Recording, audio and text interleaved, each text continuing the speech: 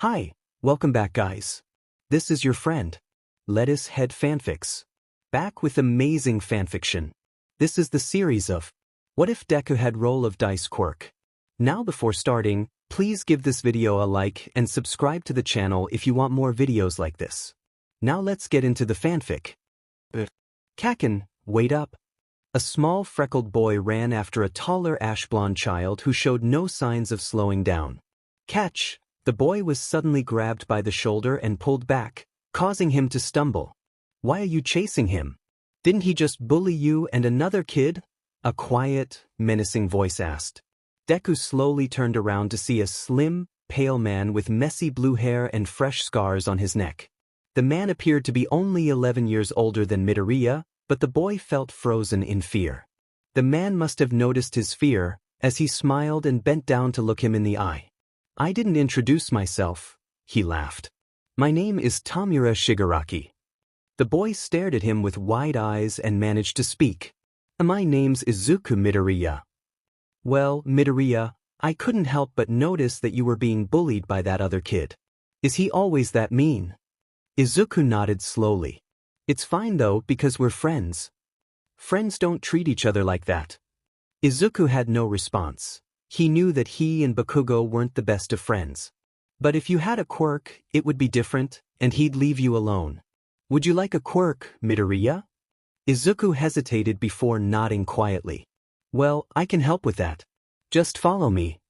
As if on cue, a purple and black portal opened behind the man as he reached out his hand. Midoriya stared at the portal and the strange man before slowly taking his hand and following him through. Bakugo slowed down once he realized the second pair of footsteps had disappeared.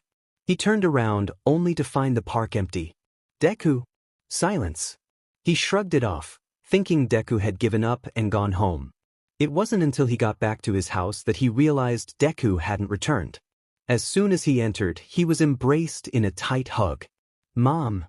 Oh, Katsuki. I'm so glad you're okay. His mom's voice cracked. The police are searching the scene, but they haven't found a body or the source of the blood. Katsuki glanced at the living room TV and saw the park surrounded by police tape, visible blood splattered on the ground where he last saw the green-haired boy. He looked over to see Deku's mom standing next to the sofa.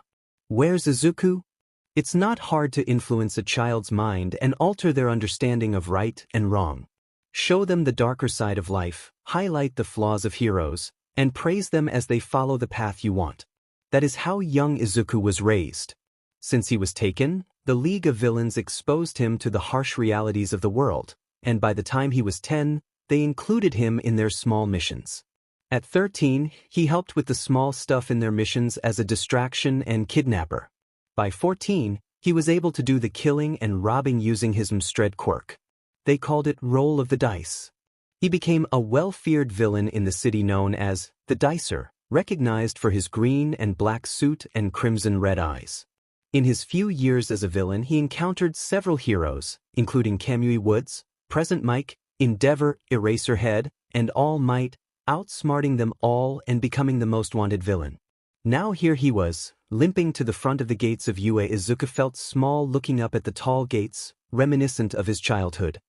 His thoughts were interrupted by a sharp pain from a broken arm. He bit his lip to keep from crying out, then banged on the gates with his good hand before sliding down the wall with a sigh. Just as he heard footsteps, Midoriya noticed his vision blur and darken. He let out a soft laugh. Maybe they got too carried away with the beating, he joked before passing out. A green-haired teen was found yesterday at UA by a teacher and was immediately brought to a hospital where they are treating his wounds. Different reports suggest that the boy found could be the missing child from 10 years ago, Izuku Midoriya. Midoriya let out a frustrated sigh and turned off the TV. As if on cue, the room door slammed open, startling the teen, who immediately jumped out of bed and reached for his back pocket, where his knife would usually be, only to find empty space. Izuku! The green-haired boy was enveloped in a tight but careful hug. Deku, usually at ease with words, found himself speechless. Except for one word, Mom? Those words felt foreign to him. The closest thing he had to a parent was Shigaraki, but he had stopped calling him Dad after he turned 11. Now, he slowly wrapped his arms around his mother, who refused to let him go, as if scared he would disappear again. Izuku didn't blame her, she had every right to fear.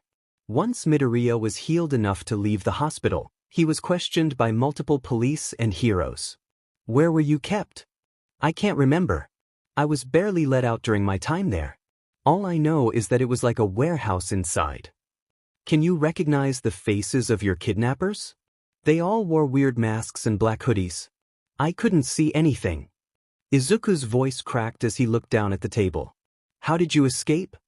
"When I was 7, they forcefully gave me a quirk, and when I learned how to use it to its best potential, I used it against them and ran while they were caught by surprise." Tears fell down his face as he looked back up at the authorities. The group talked among themselves for a few minutes, casting glances at him every few seconds. "Thank you, Izuku. You may go." "Mom." The rest of the day was awkward and tense with his mother.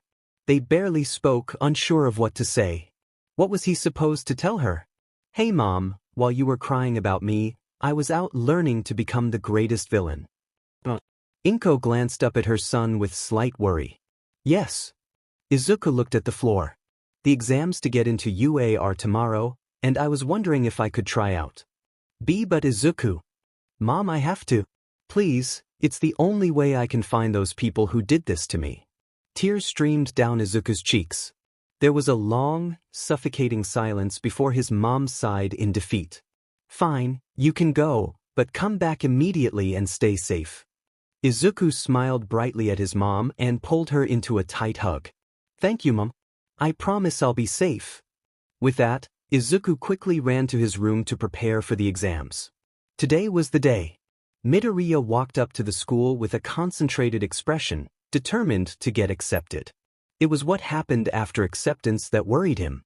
He had completed many missions where he stole information, but never from a highly guarded place like the school.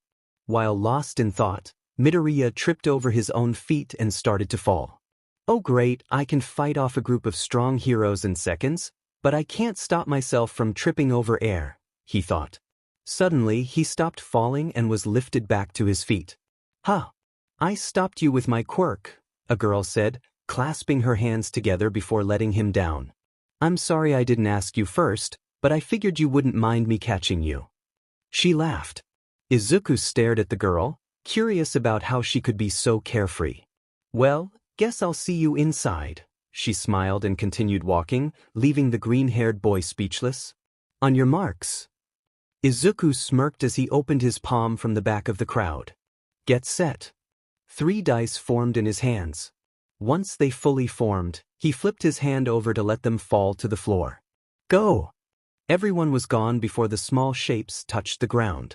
Once no one was in sight, Deku looked at the cubes and frowned. 2 level 3 telekinesis for an hour. That's not too bad. Shrugged and started running into the battle area. Many broken and damaged robots were scattered in front of him, which wasn't as surprising as one would think. Does putting a robot together and destroying it still count? He ran forward and fixed every robot he passed until he reached his limit and turned around. A variation of 2 and 3 pointers. With a flick of his hand, the robots fell with a defining thud. Izuku then turned around and faced the smashed robot in front of him. With a touch of his hand, the monster pieced itself together and started floating with the green-haired teen on its back. "Forward, my mindless worker," he laughed and pointed in front of him, causing the metal junk to move forward. Izuku had his fun-crushing robots left and right, but it came to a sudden halt as a thundering sound and the cries of children distracted him, causing the robot to fall apart and crash back to the ground. "Oh, what the—" In front of Midoriya loomed a giant robot that cast a dark shadow over the area, causing nearby buildings to tremble and collapse at the slightest touch from the massive machine. The best thing for him would have been to run with the others, but a voice stopped him. Help!" Izuku looked over and saw a pink-cheeked girl from earlier trapped under chunks of rubble. "Help!" she cried again, desperately trying to reach the cement holding her down.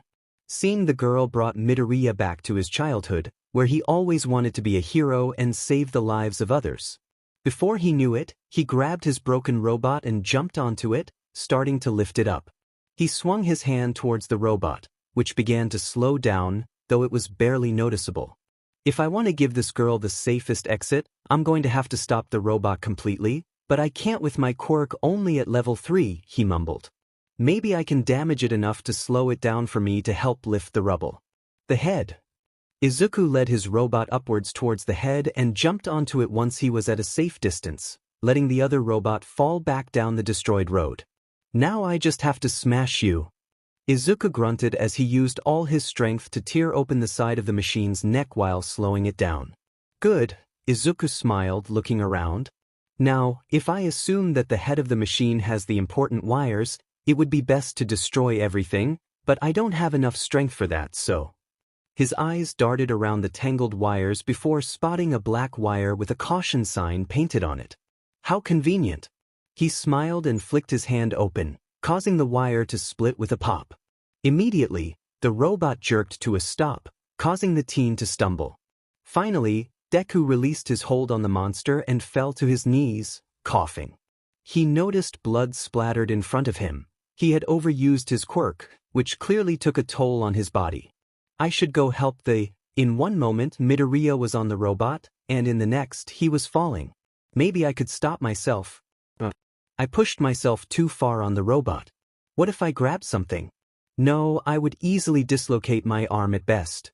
There's no way I can stop myself. He sighed, hoping Tamura wouldn't be too mad when he found out he failed. Midoriya was snapped out of his thoughts as he felt himself getting slapped. Wah! He was then dropped along with the robot piece he had abandoned earlier. He heard a sigh of relief next to him and instinctively turned around to see the pink-cheeked girl lying on top of the scrap metal with a relieved expression before she threw up. Midoriya let out a strained laugh as he lay there, watching the world spin. Looks like he gets to live another day. Slowly, he started to stand up, spit out the blood, and stumbled his way to go deal with some robots. And time's up. The loud, recognizable voice of Present Mike rang out in the arena, followed by loud siren noises. That was an experience.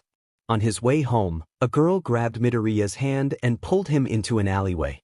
Instinctively, he twisted around, grabbed the girl's other hand, and threw her over his back, using her body weight against her to pin her to the floor. It wasn't until he felt a knife slide across his face and heard a familiar giggle that he realized it was Toga. Toga, I have to go back to my mom right now. You can't just cut my face like that, Midoriya groaned, wiping the blood with his jacket sleeve. But Izuku, you look cool when you bleed, Toga pouted, leaning against him and liking the newly formed blood off his cheek. Toga, you know better than to distract me while I'm on a mission. Do you want me to tell Shigaraki about this? The blonde crossed her arms and pouted. I know. I just wanted to see you. And your blood. Toga. Fine. I have a mission to do anyway, she said, starting to walk back to the crowd. But promise me you'll come back sometime soon, she whined before disappearing into the throng. Izuku snorted and shook his head before walking back to his home. Izuku, you're back. You're hurt. Inko exclaimed, panic evident in her voice as she noticed her son's cut cheek. I heard it during the exams. I can't even feel it, Izuku laughed nervously.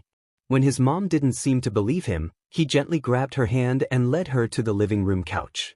I'm fine, Mom, I promise, he comforted her. Inko looked like she was on the verge of tears but simply closed her eyes and stood up. I'm going to check the mail. Please make sure the food doesn't burn, she asked before leaving the room. Everything was going according to plan. Midoriya had scored the most points in the exam, with Bakugo placing second. Speaking of Bakugo, he approached with his familiar ash blonde hair. Hey nerd, so you have the guts to disappear for 10 years and then come crawling back just to get first place in the exams, huh? Izuku quickly spun around. 10 years had passed, and Bakugo hadn't changed much. Well, maybe he had gotten angrier. Hey, Kaken, Midoriya stammered, suddenly reminded of his childhood bully. Still pathetic as always, huh? Heard you got a quirk now, Bakugo scowled, releasing threatening pops from his hands. What? Did your kidnappers pity how weak you were and give you a pity quirk? How could Bakugo talk like that to someone who had been taken away from their family and held captive for 10 years? Actually, Bakugo, he hissed, placing his hand behind his back to secretly form his dice. I developed this quirk on my own a year after my capture, he lied. Bakugo didn't look pleased. You can't fool me, Deku. There's no way you could get into UA with a pathetic quirk like your mom or dad's. You want me to show you? Suddenly, Midoriya's hand was grabbed and yanked upwards from behind. All right, students, a loud voice boomed. No need to fight each other on the first day. While the adult was talking, Midoriya went into panic mode. He didn't know why. Maybe it was the surprise or the trauma from his captivity, but whatever it was, it affected him deeply. In his time as a villain, being taken by surprise and held in a vulnerable position was never a good thing. Without warning, Midoriya quickly lifted his foot and kicked the person in the knee to throw them off guard. He jumped up, twisting to get a better grip on the arm holding him, then twisted back to push it away, making the person release their grip. With one hand free, Izuku threw his dice to the floor and quickly glanced at the result before using his quirk, level 7 ice manipulation for 2 hours. Before anyone could comprehend what was happening, Izuku placed both hands in front of him and froze the person in place. It was only then that he recognized the person who had grabbed him. All Might, he and Bakugo gasped. The pro hero was covered in ice except for his head. All Might held a giant grin, but Izuku sensed he wasn't as happy as he appeared. You have some skill, young child. What's your name? Izuku jumped slightly at the question as he broke the ice around the man. Izuku Midoriya, he answered, not looking up from the floor. Well, Midoriya, you can become a great hero with your fighting skill and quirk, the hero praised. Where did you learn those moves? Before Izuku could answer, Bakugo angrily interjected, Are you serious? He attacked you. If it wasn't for your quirk, you would have had at least 2 broken bones. It was my fault for catching him off guard like that, All Might admitted, turning to apologize to Midoriya, who stood on edge the whole time. Izuku just smiled and accepted the apology before walking off to class, worried that the hero recognized his fighting skills from their previous encounters. The class wasn't what Midoriya expected. Everyone was joking around and having fun, acting nothing like future heroes. Hello. Izuku turned around to see a short-haired girl smiling at him. Looks like you got it. Yeah, I'm glad, Izuku laughed. Everyone sit down. The class is about to start. A formal-looking guy waved his arms in front of the class, scolding everyone. What was worse was the teacher they had. If you're here to just make friends, then leave. Midoriya and Uraraka stared at the man in a yellow sleeping bag with shocked expressions. There's no way this is UA.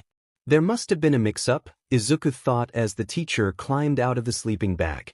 At that moment, he felt the blood drain from his face.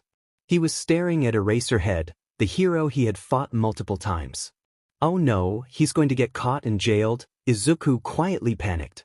Do whatever you want, just stay in the circle, the teacher instructed, explaining the different stages of training they were going to do. Whoever gets last place will get kicked out from UA. This shocked everyone, leading to shouts of complaints and disbelief from the students, but the teacher remained unfazed. Now, Bakugo, he continued, throw the ball as far as possible. Bakugo smirked and prepared himself before tossing the ball. Izuku watched as his classmates threw the ball until it was his turn. With a determined smile, he stepped into the circle, forming the dice in his hand before dropping them. Level 5 telekinesis for 8 hours. 125, good enough, he thought. Holding the ball, he threw it with minimal strength, using his power to keep it moving as far as possible. Hesitantly, he turned to see Aizawa watching him with an unreadable expression, while Bakugo glared at him, clearly annoyed. The rest of the class stared in awe. The rest of the quirk training went smoothly, thanks to his abilities. Just then, Bakugo's voice cut through the air. I lied, no one is getting expelled. What? Izuku exclaimed, surprised. Hey nerd, you think that just because you have a quirk now, you can surpass me? Bakugo challenged, his scowl deepening. Kaken, I don't think that at all. Izuku waved his hands nervously. Bakugo growled, just know, if I find out you're lying, I will make sure you never become a hero. With that, he stormed off. As Izuku watched Bakugo walk away, Uraraka snuck up from behind and jumped onto his back. "Boo!" she exclaimed. Izuku jumped but quickly turned around with a bright smile. "What's up, Uraraka? Our next lesson with All Might is about to start, so we should head over," she said. "Oh yeah. Let's go," he replied, standing up and walking with her to the changing rooms where they received their costumes. Midoriya gently held a green bunny-like suit. "Izuku, I got a present for you." His mom entered, holding a green bunny suit with a big smile. "It was a design you made when you were younger." Izuku's eyes lit up as he took the soft fabric. "Thanks, Mom." The costume reminded him of All Might. His mom embraced him tightly. "I missed you, Izuku. I was so scared wondering what happened to my baby boy," she confessed. "I'm here now," he assured her gently. Inko let out a sad chuckle, looking down at the green suit. "I even called All Might to help me find you. He was so nice and willing once I told him how much you looked up to him." Izuku was taken aback. "All Might helped look for him? Think you can take me head-on, nerd?" Bakugo smirked, pulling back his arm for a punch. "I'll beat you to the point where All Might will have to stop me himself," he yelled, charging forward. Izuku jumped back, shocked as Bakugo's fist barely missed his face. Regaining his composure, he teased, "You've gotten more violent over the years, Kaken," dodging another punch and tossing his dice onto the floor behind him. "You think your tricks are going to work on me, Deku?" Bakugo growled, rushing at him with explosions erupting from his hands. Izuku realized there was no way to dodge this attack. He had to stay in a fighting stance, hands defensively out in front of him as Bakugo approached with a cocky smirk. In an instant, Bakugo was upon him, pulling back for a charged punch. Izuku grabbed Bakugo's hand mid-swing, bracing himself for the heat, but nothing came. Confused, he glanced up at Bakugo, who looked equally bewildered. Then he noticed his dice, quirk nullification for 2 hours. Izuku let out a relieved sigh, but it was short-lived as Bakugo's fist swung down, hitting his cheek and sending him crashing into a wall. Groaning in pain, he scrambled to dodge Bakugo's next attack. "I don't know what your quirk is, nerd, but I can still beat you without it." Bakugo yelled, lunging at him again. This time, Izuku was ready.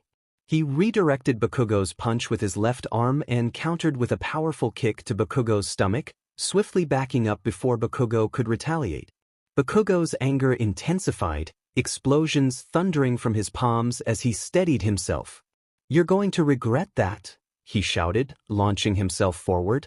Izuku watched closely as Bakugo leaned to his right. With a smirk, he slid to his left. That was exactly what Bakugo wanted. Just before his powers were nullified, Bakugo pushed off the wall with enough force to leap over Izuku and deliver a powerful kick to his back. Izuku fell to the floor, gasping for breath. Kaken fought like a villain, and everything about him had that fierce edge, which Izuku found strangely appealing. Izuku let out a strangled cry as a foot came crashing down onto his spine. "Hey loser, get up and fight me." Midoriya bit his lip, trying not to show how much pain he was in. It was hard to lift himself off the ground with Bakugo on him. Quietly, Midoriya thanked no one in particular for being born flexible and arched his back into an awkward position, kicking Bakugo in the back of his knees, catching him by surprise and causing him to stumble back. Taking the moment of surprise, Midoriya turned himself over, grabbing Kaken's legs and throwing them out from under him, causing him to fall with a loud thud. Wasting no time, Izuku jumped back onto his feet and watched Bakugo from a safe distance. Katsuki stood up and glared at Deku with such intensity that Midoriya couldn't help but flinch. "I've had enough of your nonsense, Deku," Bakugo shouted, lifting one of his arms with a menacing smirk. "You probably already know this, but I secrete nitroglycerin sweat from my hands, which causes my explosions." It didn't take a genius to know what was coming. Bakugo lifted his other hand and looped his finger around a small pin connected to his gauntlet. "These bad boys store excess sweat so I can make a bigger and stronger explosion." Izuku stared wide-eyed, looking for a way to escape such a powerful blast. "Young Bakugo, stop!" All Might's voice rang out, but Bakugo ignored it, taking aim and staring Midoriya directly in the eyes with no mercy. "Don't worry, you won't die if it doesn't hit you," Bakugo grinned, pulling the pin and causing the gauntlet to light up from the inside. Seconds later, a loud thundering sound and intense heat filled the hallway. A loud ringing filled Izuku's ears as he slowly and shakily stood up, trying to take in his surroundings. Where was he? What happened? The freckled teen wondered as he stumbled forward. Midoriya placed a hand on his face, partially exposed by the burnt-off mask, wincing at the burns that ran across his cheek and right eye. Suddenly, a figure walked towards him from the smoke, catching his attention. The person emerged with an evil smirk. Kaken! Izuku gasped, remembering the blast that had almost hit him. You tried to kill me, he screamed at the taller male. These are stronger than I thought, Bakugo laughed, aiming his second gauntlet at Deku. Let's see if you can dodge another one. Izuku's mind raced with multiple ways to get out of the situation as he stared at the end of the gauntlet. Let's see how your quirk can help you now. Quickly, Izuku pressed a finger to his earpiece to talk to Uraraka. Get to the edge of the room, he yelled, rushing at Bakugo, who had just pulled the pin off his second gauntlet. Either this plan would work, or he would face the consequences from Bakugo. Pushing the thought away, he ducked under the gauntlet and grabbed Bakugo's arm, aiming it towards the roof. What the hell are you doing? Bakugo angrily shouted, trying to free himself from Midoriya's grip. Suddenly, the gauntlet let out a thunderous explosion that knocked both of them down, sending a powerful blast throughout the building. Once the blast subsided, the whole structure was quiet for a few seconds before it let out a loud groan and began to collapse. In panic, Midoriya activated his quirk and dropped the dice on the shaking floor next to him. Once the dice chose his quirk, he turned his back and created a barrier around himself and unconscious Bakugo just before the ceiling collapsed on top of them. The barrier was a level 10, meaning it could keep them safe from falling debris, but it still impacted Midoriya every time a large piece fell upon it, causing him to stay on his hands and knees, coughing up blood. It didn't help when the floor beneath them disconnected from the rest, sending them falling down 3 stories. Luckily, the shield held strong, lessening the impact, but it still hurt. Now they were buried under the destroyed building. Weakly, Midoriya looked over at the dice and smiled in relief. The barrier would stay up for 6 hours. That should be enough time for them to be found and rescued. With that in mind, Izuku let out a defeated sigh and passed out. Izuku woke up to bright ceiling lights and the feeling of needles in his arm. Looks like you're awake, a voice said. Midoriya turned to see a short, elderly woman standing next to him. He quickly stood up, forgetting about the needles in his arms, and backed himself into a wall. Where am I? How did I get here? Izuku shouted. The woman looked at him with a small frown. You got badly injured after your training got out of hand. You're in the nurse's office. Deku stared at her, and everything came rushing back. The fight, the explosions, and the building collapsing. Kaken. Your friends are fine, they only had minor injuries. You, on the other hand, suffered major injuries from using your quirk to its limit. Izuku let out a sigh, unsure how to feel about that information. The thought of UA students facing serious harm would damage the school's reputation and weaken them enough to become vulnerable to an attack. But on the other hand, if anyone was going to bring the school to its knees, it would be him alone. Thank you. I'll be taking my leave. The nurse nodded. I was only able to heal your life-threatening wounds, so your body still needs to heal itself. Make sure to not overwork yourself and get enough rest, she instructed as Izuku made his way out of the room. Midoriya just nodded with a hum and closed the door behind him. Midoriya was lost in thought all the way to his class. He hadn't realized he was there until he unconsciously opened the door and was met with excited chatter. It's Midoriya, a red-headed student shouted happily, catching the attention of others. Soon, he was surrounded by students who praised and curiously questioned him about the fight. You outsmarted Bakugo and managed to shield everyone from a falling building. As expected from the #1 student. Did you know it took 4 hours to find you guys? And the teachers had to wait an extra 2 for your shield to go down. They were worried that you weren't going to make it for those 2 hours. Izuku was shocked at the sudden attention, leaving him speechless as they started introducing themselves. Oh, Deku, she didn't heal your injuries? Midoriya turned around to see Uraraka running towards him. carrying a stack of books. Ah, well, it's because of the amount of stamina I had. She was only able to heal the major injuries, he explained, scratching the back of his neck. That's when he looked up and noticed that Bakugo wasn't in the room. Where's Kaken? The class stared at him confused before following his gaze and letting out a collective "oh." Before he knew it, Deku was running down the school halls in an attempt to catch up to Bakugo, but when he made it outside, no one was around. Midoriya wasn't surprised that Bakugo had left the school before he was even out of the nurse's office. Suddenly, Midoriya remembered what he was supposed to do and ran back into the school, forming his dice. Once they were fully formed, Midoriya ducked into a bathroom and dropped the dice onto the floor.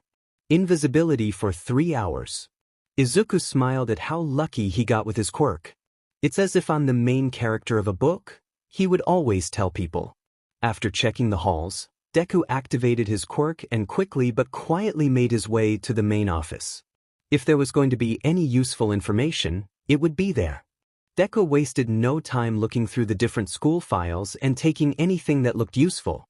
While searching, he noticed a small file with the label Class 1A stamped across it. Curious, Deku grabbed the file and opened it. He was excited to see that it contained all the information about each student and their quirks. On the last page, there was also a note for the week's activities. Jackpot, Deku giggled, closing the file securely and tucking it under his arm with the others before putting the extra paperwork back where it was and leaving with a giant grin. Mom, I'm home. Izuku, where were you? I was worried. Inko rushed to her son and held him in her usual hugs. I was at school with some friends, he lied. But I called the school, and they said that classes were over. I was at the study hall helping the others with homework. Inko looked at the nervous boy for a few seconds before nodding. Please let me know. Next time, I was worried sick, she quietly confessed before turning to the kitchen. Also, dinner is ready. Clean up and come eat. Once he had finished eating, Midoriya ran up to his room with his backpack and carefully closed and locked his door before throwing the bag onto his desk and sitting in his chair, pulling out the files. He grabbed his phone and dialed a few numbers before clicking the call button. I have the files, he said before hanging up. In an instant, a purple and black portal opened up and Toga jumped through it. Hey, Zuku, she happily hummed, earning a sigh from Midoriya. Hey, Toga, he replied while handing her a stack of paper. I only scanned through them, but they seemed important. Also, the class is going to the USJ in 2 days, and All Might will be there. Toga nodded. Getting the best information like usual, she chirped, skipping her way back through the portal. Once the mist disappeared, Izuku grabbed the 1A file and read through it, taking notes of everyone's quirks in his notebook. Halfway through, one student by the name of Shoto Todoroki caught his eye. Son of Endeavor. Deku wasn't sure why, but he felt drawn to the male. Maybe it was his quirk, half ice and half fire, making him an almost limitless fighter. Or perhaps it was the way he looked, strong and confident yet sad and hurt. His eyes were two wonderfully different colors. Izuku couldn't help but smile at the picture of the student. His quirk made him almost unstoppable, which meant having Todoroki on his side would give him a significant advantage. Carefully, Midoriya removed the picture and stared at it before placing it in his notebook. He had to get close to Todoroki. He had to make sure this boy never left his side. What's worse than being a villain in a hero school? A villain being on the news while attending a hero school. And that's exactly the situation he was in. News reporters surrounded him, sticking microphones and cameras into his face. Someone was bound to recognize him with so many people around, so he did the best he could to alter his appearance. Is it true that All Might is a teacher here? A woman asked, sticking her microphone closer to him. Yeah, he nervously smiled and ran a hand through his hair. Apparently, none of the other students wanted to answer, so his response set off a chain reaction of more questions. Are you one of his students? How is it to be taught by the number one hero? The crowd and cameras seemed to double, causing the teen to panic as he stepped back. So interesting, he said, raising the collar of his shirt to cover his freckles and backing up even more. Can you tell us about? All right, that's enough. Suddenly, something wrapped around Midoriya, pulling him backward. The reporters tried to follow with more questions, but before they could step past the gates, an alarm went off, and the gates began closing on the reporters, who shouted out complaints. Izuku stared at the closed gates with such interest that he didn't even notice the binds around him unravel. They won't let anyone without a student or staff pass through. Izuku jumped and spun around to face Aizawa. "Oh, sir," he gasped. Aizawa stared at him with his usual unreadable expression. "Midoriya, next time you disappear, make sure you tell your mom ahead of time." She was very worried. Izuku straightened himself up. "All right. I'm sorry about that." He apologized and rushed to class. Once in class, Midoriya scanned the room until his eyes landed on the familiar red and white hair. Todoroki. On his way to his seat, Midoriya couldn't take his eyes off him. The way his hair divided into two colors, the burn over his eye, everything about him was captivating. "Hey nerd, watch where you're going." Izuku accidentally bumped into the corner of Bakugo's desk, earning a small laugh from him. Midoriya mentally slapped himself for being so clumsy and sat down just as Aizawa entered. "I just reviewed your scores from yesterday's exercise. Bakugo, your quirk is powerful and you're talented, so don't sulk like a child over your loss." Bakugo scoffed and looked out the window with a frustrated expression. "Midoriya, you're also talented with that quirk of yours, but you'll need to learn to properly defend yourself and not rely so much on it." Midoriya nodded in acknowledgement. "Now let's get down to business. This will decide your future." The whole class visibly tensed up. "You need to choose a class representative." Everyone let out a collective sigh of relief. Once everything processed, the students eagerly began to advocate for why they should be chosen. Midoriya quietly watched from his seat, curious about who would actually get picked. In a normal class, no one would want to be chosen since it would mean extra work, but in a hero course, it would look good on a resume.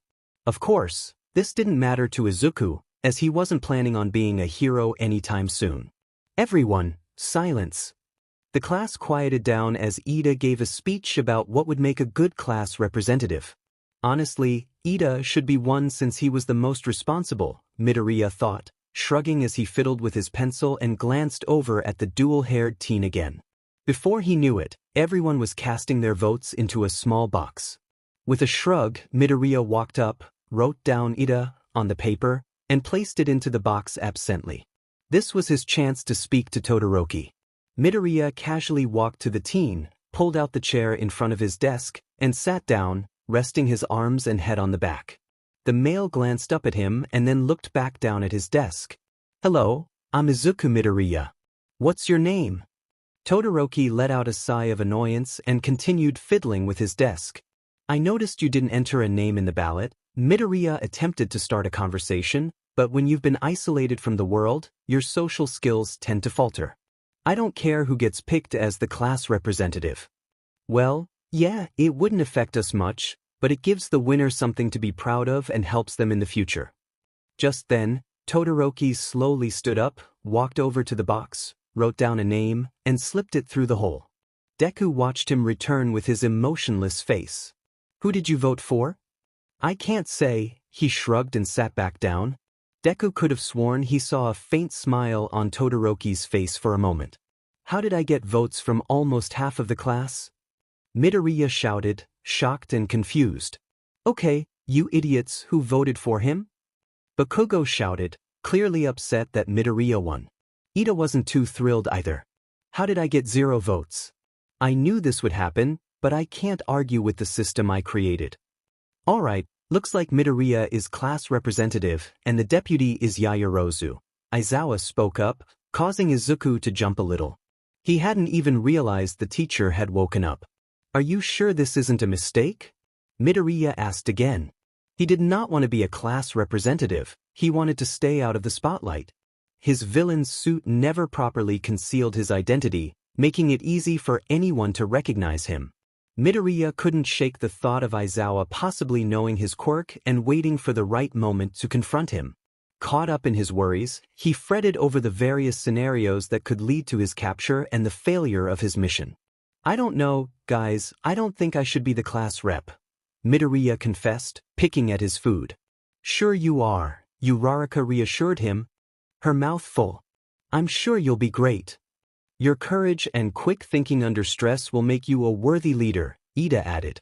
Also, your strength and determination are why I chose you. You chose me? Izuku gasped, surprised. Iida nodded and continued eating. Speaking of your strength, where did you learn those moves? Uraraka asked, her eyes shining with interest. Oh, well you see.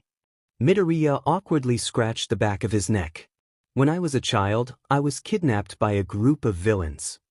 This earned soft gasps from the two. Oh, Midoriya. Uraraka whispered sympathetically. Yeah. They trained me to become their greatest weapon after they gave me this quirk. Izuku forced a sad tone, but he felt a sense of pride in what he had become. That must have been rough. Living with your kidnappers and… They gave you a quirk. Iida raised an eyebrow. Why? I was born quirkless, and one of the members had the ability to take and give quirks. A long time ago, he took a very popular hero's quirk. You might know her by the name of… never mind. Deku realized he had almost revealed too much about his villain name, which honored the hero in its own way.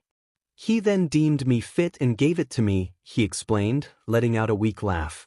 Who would have thought that this quirk would be the one I relied on for my escape? Uraraka and Iida leaned closer, intrigued. So you have a dead hero's quirk? Uraraka asked. Why yeah, I guess I do. Suddenly alarms blared, cutting Midoriya off. Warning, Level 3 security breach. Please evacuate the building in an orderly fashion. Level 3? What's that? Iida asked. It means someone somehow got through the security gates, a third-year student answered. Panic erupted as students pushed each other, rushing to the exits. Midoriya and his friends wanted to see what was happening. Was the League of Villains attacking? No, it seemed too early for that. So who could it be? Izuku wondered as he navigated through the crowd. It's the press outside. Iida shouted, but his voice was drowned out by the chaos. Everyone! There's no need to worry, he shouted again. Midoriya tried to push through the throng, but he was shoved back. If this is Shigaraki's doing, I'll confront him the next time I see him, Deku quietly growled, forming his dice. A little quirk usage wouldn't hurt anyone, he smiled, dropping his dice just as they were crushed under another student's foot. Level 6 teleportation, he thought, closing his eyes and envisioning where he wanted to go. When he opened them, he found himself in front of a crowd of news reporters, sandwiched between Aizawa and Present Mike. Sorry. Wrong place. He nervously laughed before teleporting again, this time into an empty classroom. Midoriya, what the hell was that?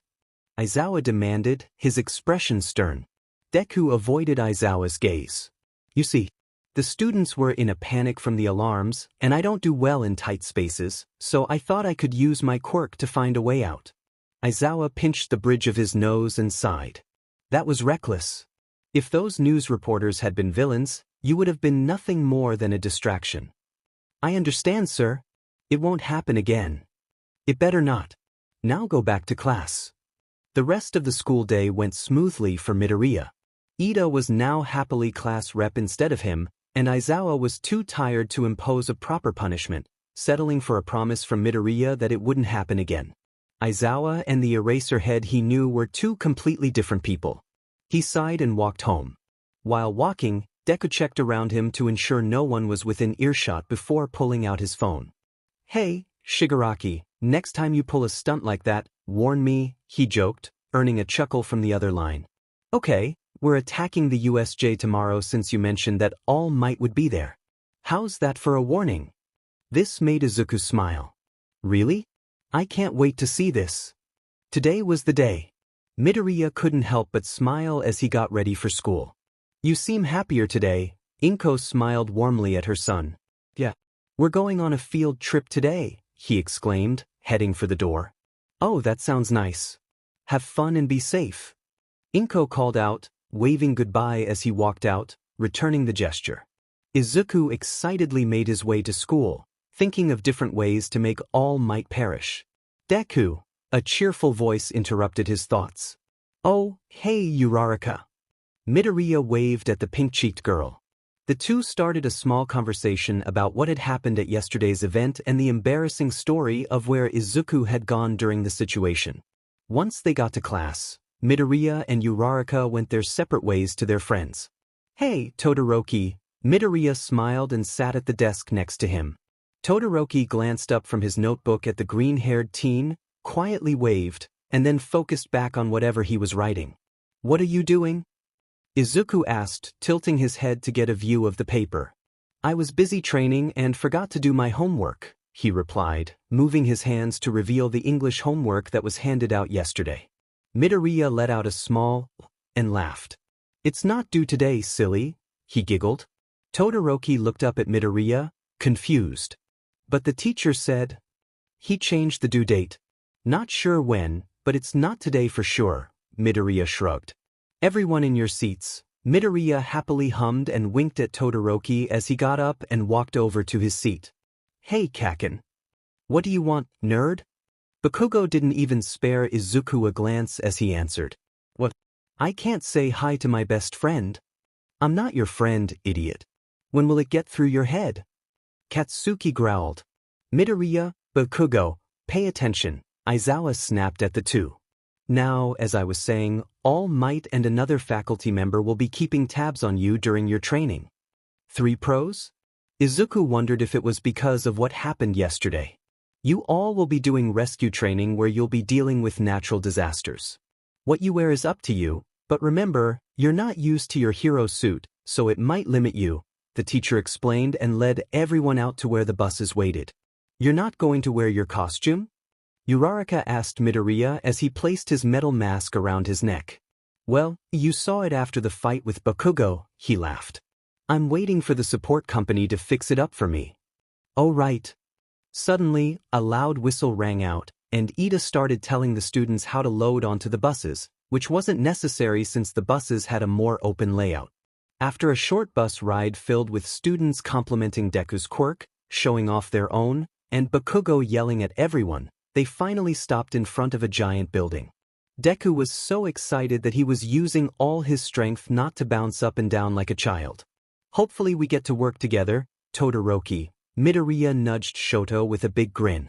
Todoroki just shrugged and stayed quiet as Aizawa led everyone inside. Waiting for them was none other than 13. She was more of a rescue hero than a pro, so she didn't worry Deku too much. What did worry him was the fact that All Might was nowhere to be seen. While the pro hero explained how the place worked, Deku scanned the area for any signs of the number one hero. "Hey, shouldn't All Might be here? Or did he go to an interview instead?" Aizawa asked, glancing around. "Actually, I have to talk to you about that," Deku tried to listen in as the two heroes quietly talked to each other. He couldn't quite catch what they were saying except for "too much hero work" and "all 3 hours." Does All Might have a limit to his powers? Izuku wondered. Deku quietly listened as 13 talked to the students about her quirk. "Many of you have quirks that can be dangerous."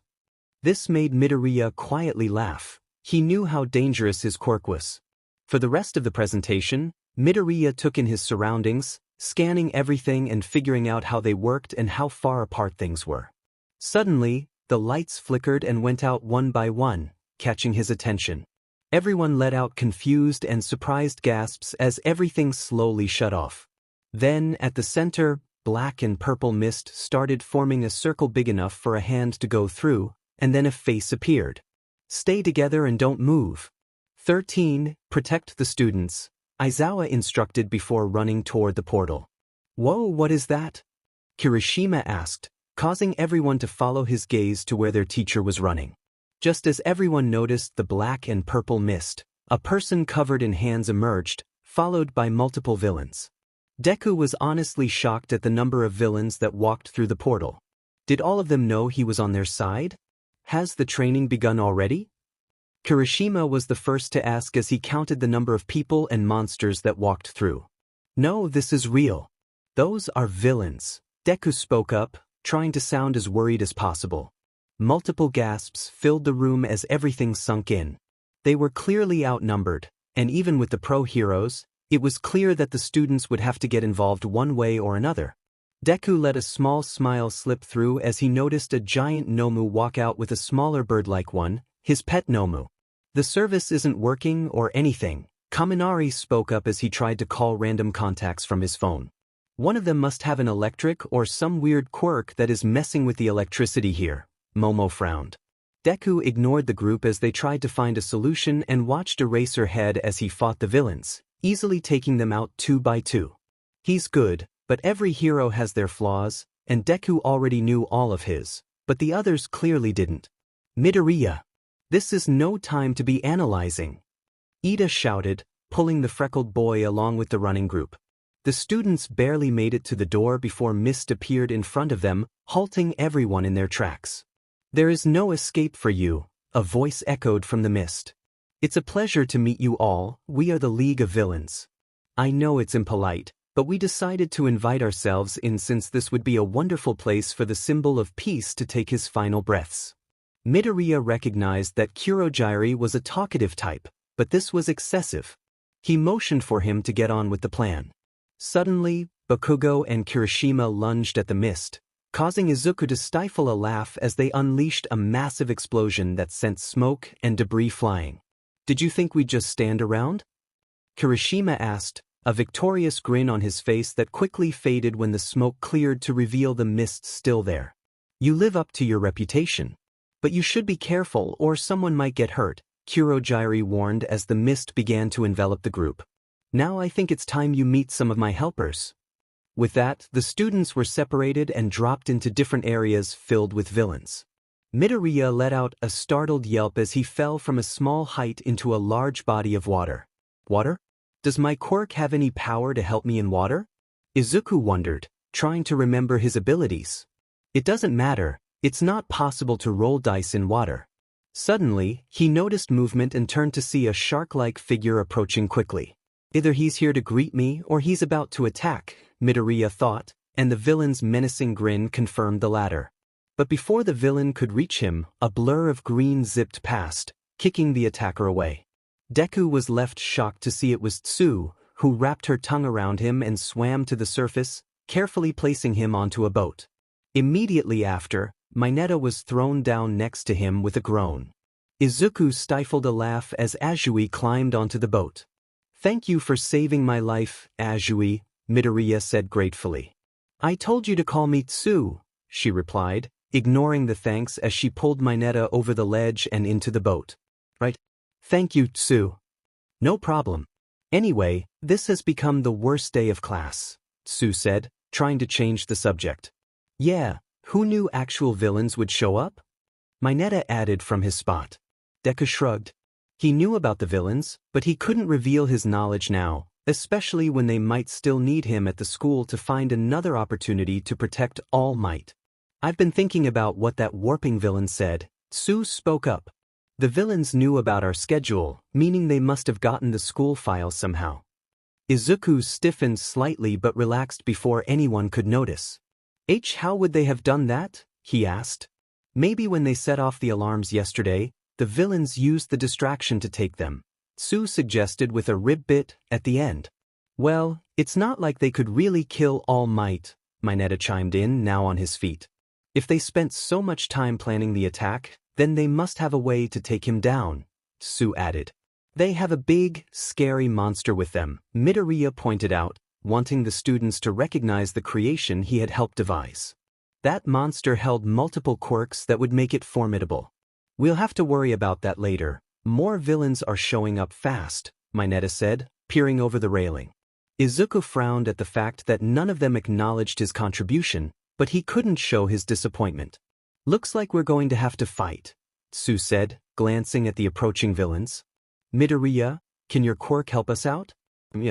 We'll have to see how lucky we get though, Izuku replied, forming his dice in his palm before dropping them onto the ground. Level 10 electricity for 5 hours. Looks like we got lucky, Midoriya joked, leaning over the edge. I'll send a ripple of electricity through the water, and once they're knocked out, Tsu, you're going to help me and Mineta get to land. Once he was sure the two understood the plan, he snapped his hand down and pointed a finger, sending multiple yellow lights flashing from his hands into the water. Now! Midoriya yelled once he was sure the villains were incapacitated and the electricity had coursed through the water. In an instant, Tsu's tongue wrapped around Midoriya, and she grabbed the panicking Mineta, jumping into the water and using her quirk to reach land as quickly as possible. Once they reached shallow waters, Midoriya tried to see how his teacher was faring but could only spot small blasts of debris. "That's a cool quirk you have, Midoriya," Tsu complimented. "Ah, it's only cool when it gives me the quirk I need. Other than that, it's pretty much useless." "Great, now that we're on land, we can head to the exit to get help," Mineta said, pointing at the flight of stairs where they had been moments ago. No, he couldn't just let them go back up without him. He has to come up with something else. Aizawa is the one to fight using the element of surprise or small groups of people, he spoke up. With such a large group, they'll find out his weakness and use it against him. He added, staring at where the main fight was. "If we don't help him, he won't last long," Midoriya said to the others with a questioning look. "Are we just going to let our teacher get hurt when he tried to save us? Are you trying to get us hurt or something?" Mineta interjected with a worried expression. "We won't get directly into the fight, we'll just take out the side villains." "You're sure this plan will work, right?" Mineta asked as the three crawled behind a small wall. "Yeah, if it gets too dangerous, we'll leave," Izuku answered. The group cautiously peeked over the wall and instantly caught sight of Eraserhead fighting multiple villains. Many were already scattered around, passed out, and some hesitated to attack. If they all attacked at once, he would have been down by now. While Aizawa was busy with the villains, Shigaraki lunged after him. Aizawa quickly noticed and used his scarf to attempt to grab him, but Shigaraki was faster and caught it. Eraserhead still used it to get to the villain faster before trying to land an elbow to the stomach. But to his dismay, the villain held a tight grip on his elbow. The group gasped in unison. Tsu and Mineta looked shocked and worried while Deku felt excitement. He'd be disappointed if Tamura didn't use what Midoriya had told him against Aizawa. The group watched as the blue-haired villain spoke to their teacher while slowly disintegrating his elbow. Sadly, Eraserhead managed to land a hit on the villain and backed away into another group. "Midoriya, you said we were going to help him." Izuku looked over at Mineta. "Yeah, but we have to find out how that guy's quirk works fully." "Guys, look!" Tsu half-yelled as she pointed back at the fight. The Nomu had snuck up behind their teacher and was now overpowering him. Mineta and Tsu winced as they watched the brutal fight while Deku smiled. He never liked Eraserhead, and if he fell, it would just be one less obstacle. The fight ended as quickly as it began. Aizawa was pinned down as the Nomu held him, breaking his bones as if they were nothing. While the two were focused on Aizawa, Deku noticed Kurogiri appear next to Shigaraki and speak to him. Then, Shigaraki started scratching his neck in frustration. Something went wrong. "What happened?" "Let's go before the others arrive." Deku frowned at this. They were really just going to give up? Did I hear that right? They're going to leave. Mineta smiled, relieved. "But first, let's ruin the symbol of peace's pride." Shigaraki turned around to face the small group of students and lunged at Azui. Midoriya stepped aside to stay out of his way and watched with a satisfied expression as Shigaraki's hand got closer to the girl's face. In this way, he could claim he didn't have enough time to react as an excuse for not saving her. And with Eraserhead out of commission, that was 2 down in 1 day. But then Shigaraki stopped before his hand fully touched her face. He let out a small laugh and looked back at where the Nomu held down the hero. "You really are cool, you know that?" he joked. Midoriya looked over, assuming their teacher had cancelled his quirk, before getting his head slammed down by the Nomu. He would have to remember to commend the Nomu for its great work. Now Midoriya had to act since he couldn't claim he had no time to react. He charged up his electricity and aimed his fingers like a gun at Shigaraki.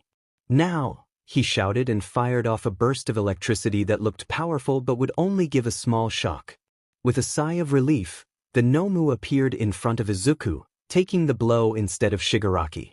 "See me as a threat," he quietly commanded, and the monster complied, grabbing Izuku in a bone-crushing hold and swinging his arm back to deliver a devastating blow, agitating the smaller, bird-like Nomu next to him. "Fluffy!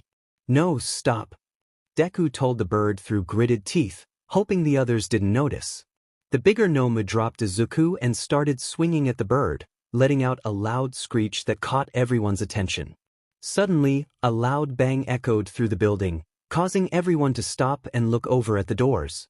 There stood the person they came here for. All Might. We're saved! Mineta cried out, and Shigaraki put his hands down. He's here. All Might, Deku breathed out. Put me down, he told the Nomu. Once he was dropped to the floor, Midoriya looked back at the pro-hero. He's not smiling. So the heroic piece of trash ended up showing himself. All Might ignored Shigaraki as he sped through the small crowd of villains, taking them out to reach Eraserhead, who lay motionless on the floor. All Might then turned to where the group was, and suddenly, Midoriya felt himself being grabbed and carried away faster than he could think, knocking off the villain's hand from his face in the process. Take Aizawa and go to the exit, hurry, All Might instructed the students. Midoriya stared at the hero, shocked at how fast he had moved. He had never moved that fast during their previous encounters. Was it because he was younger? Midoriya. Deku turned around to face Tsu, who had held Aizawa with the help of Mineta. Go on without me, I have something to see, he quietly said, waving his hands dismissively. Detroit Smash. Izuku immediately turned around to see All Might rush at Shigaraki, but the Nomu moved in between them, taking the hit instead. To his relief, his creation still stood.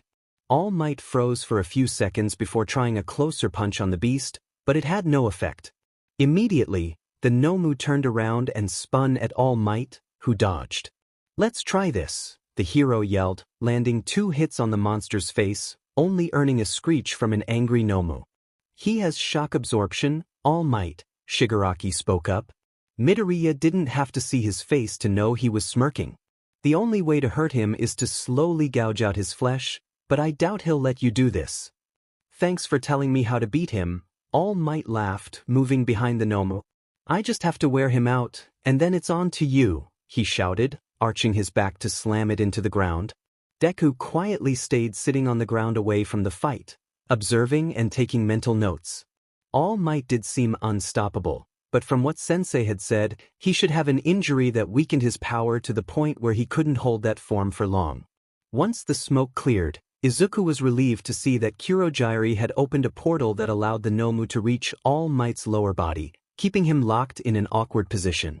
Blood started seeping through his shirt from where the Nomu held him. Deku quietly giggled as he watched the number 1 hero struggle to escape the beast's grip.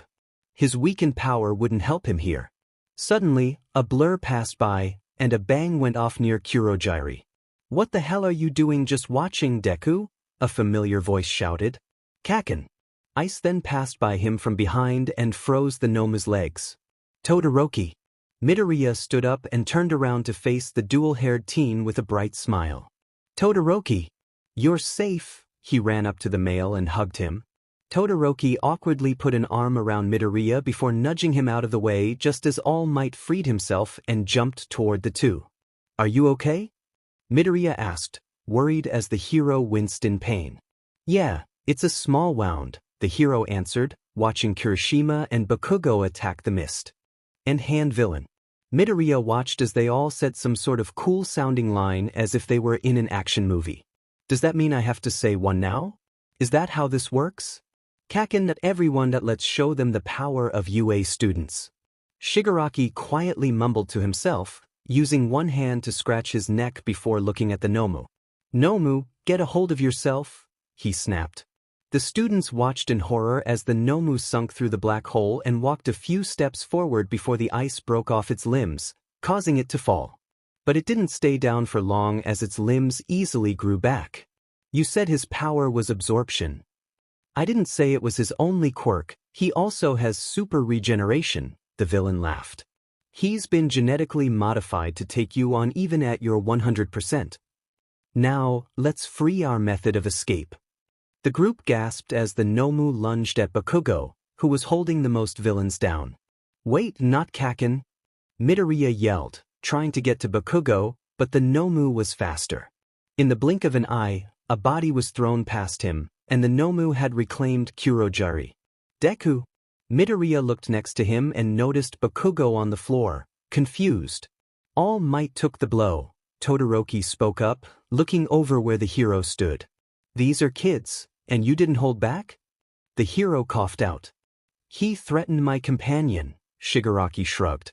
And it's not like any of them are angels, but because they want to be heroes, it's fine. Why is that, All Might? Why is violence only good if you want to be a hero? The symbol of peace, my butt. The group silently watched as the villain made his speech about heroes. Let's just beat them up, we outnumber them, Katsuki spoke up with a grin.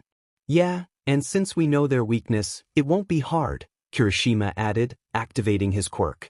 No, do not attack them. The students looked at All Might, confused. Do I have to remind you that I just saved you back there? You need our help, Todoroki reminded him, still in a battle position. I thank you for your help, but this is different, All Might responded. But it's going to be all right, just sit back and watch a pro do this. Midoriya watched with interest. All Might be right, we're not even allowed to use our quirks like this.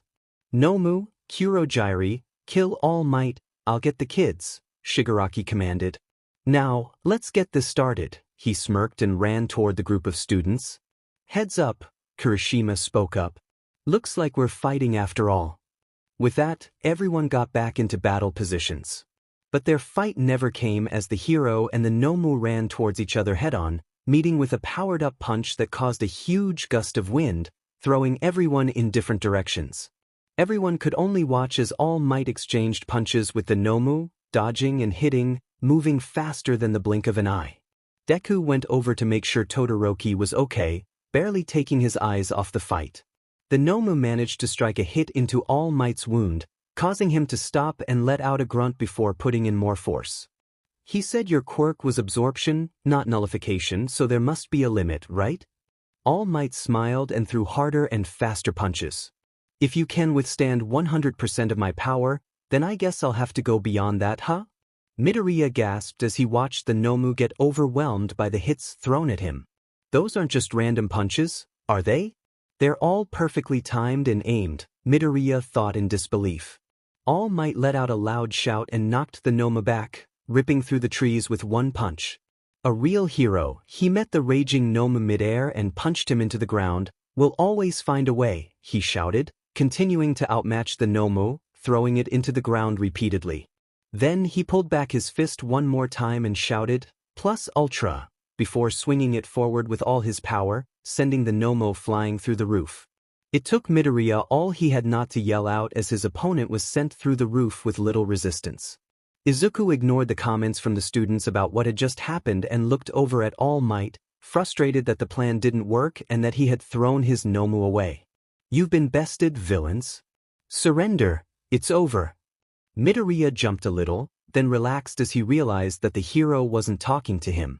It didn't help to see Shigaraki scratching his neck, which meant he was going to have a fit later. Midoriya watched as the two exchanged words before something caught his eye. There was smoke coming off of All Might.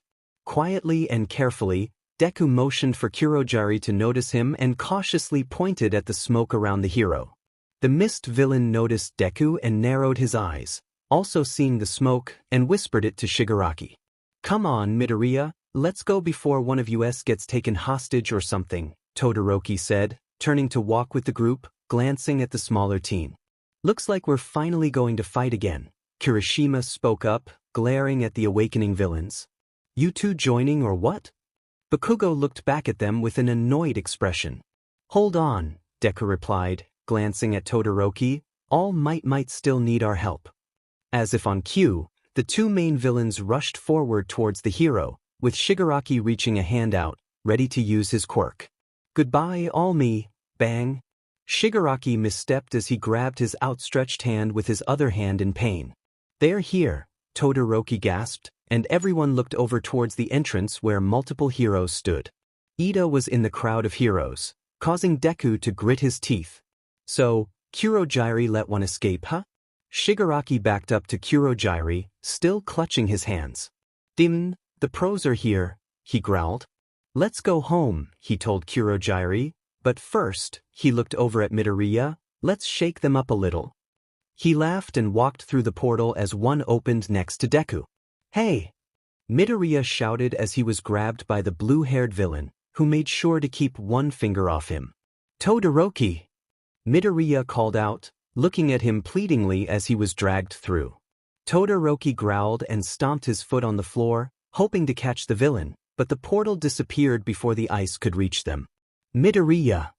The clearing was silent as everyone stared at the now icy area where Midoriya had been taken. They took him. Kirishima whispered, breaking the suffocating silence. We have to go get him. Who knows what they'll do to him? Todoroki gasped, walking toward All Might, but a large barrier kept him from getting any closer.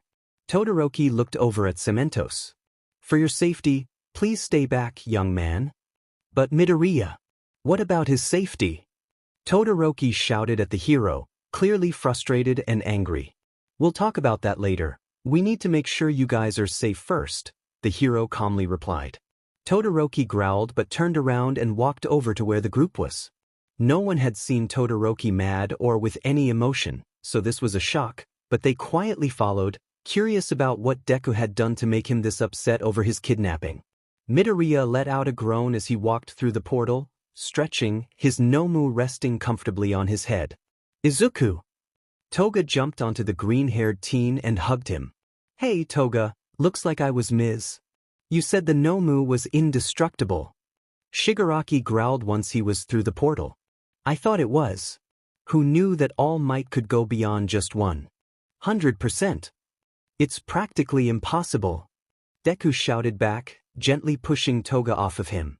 Do you not know what indestructible is? It means that it can't be taken down. Ever. So why did yours get taken out as if it was nothing?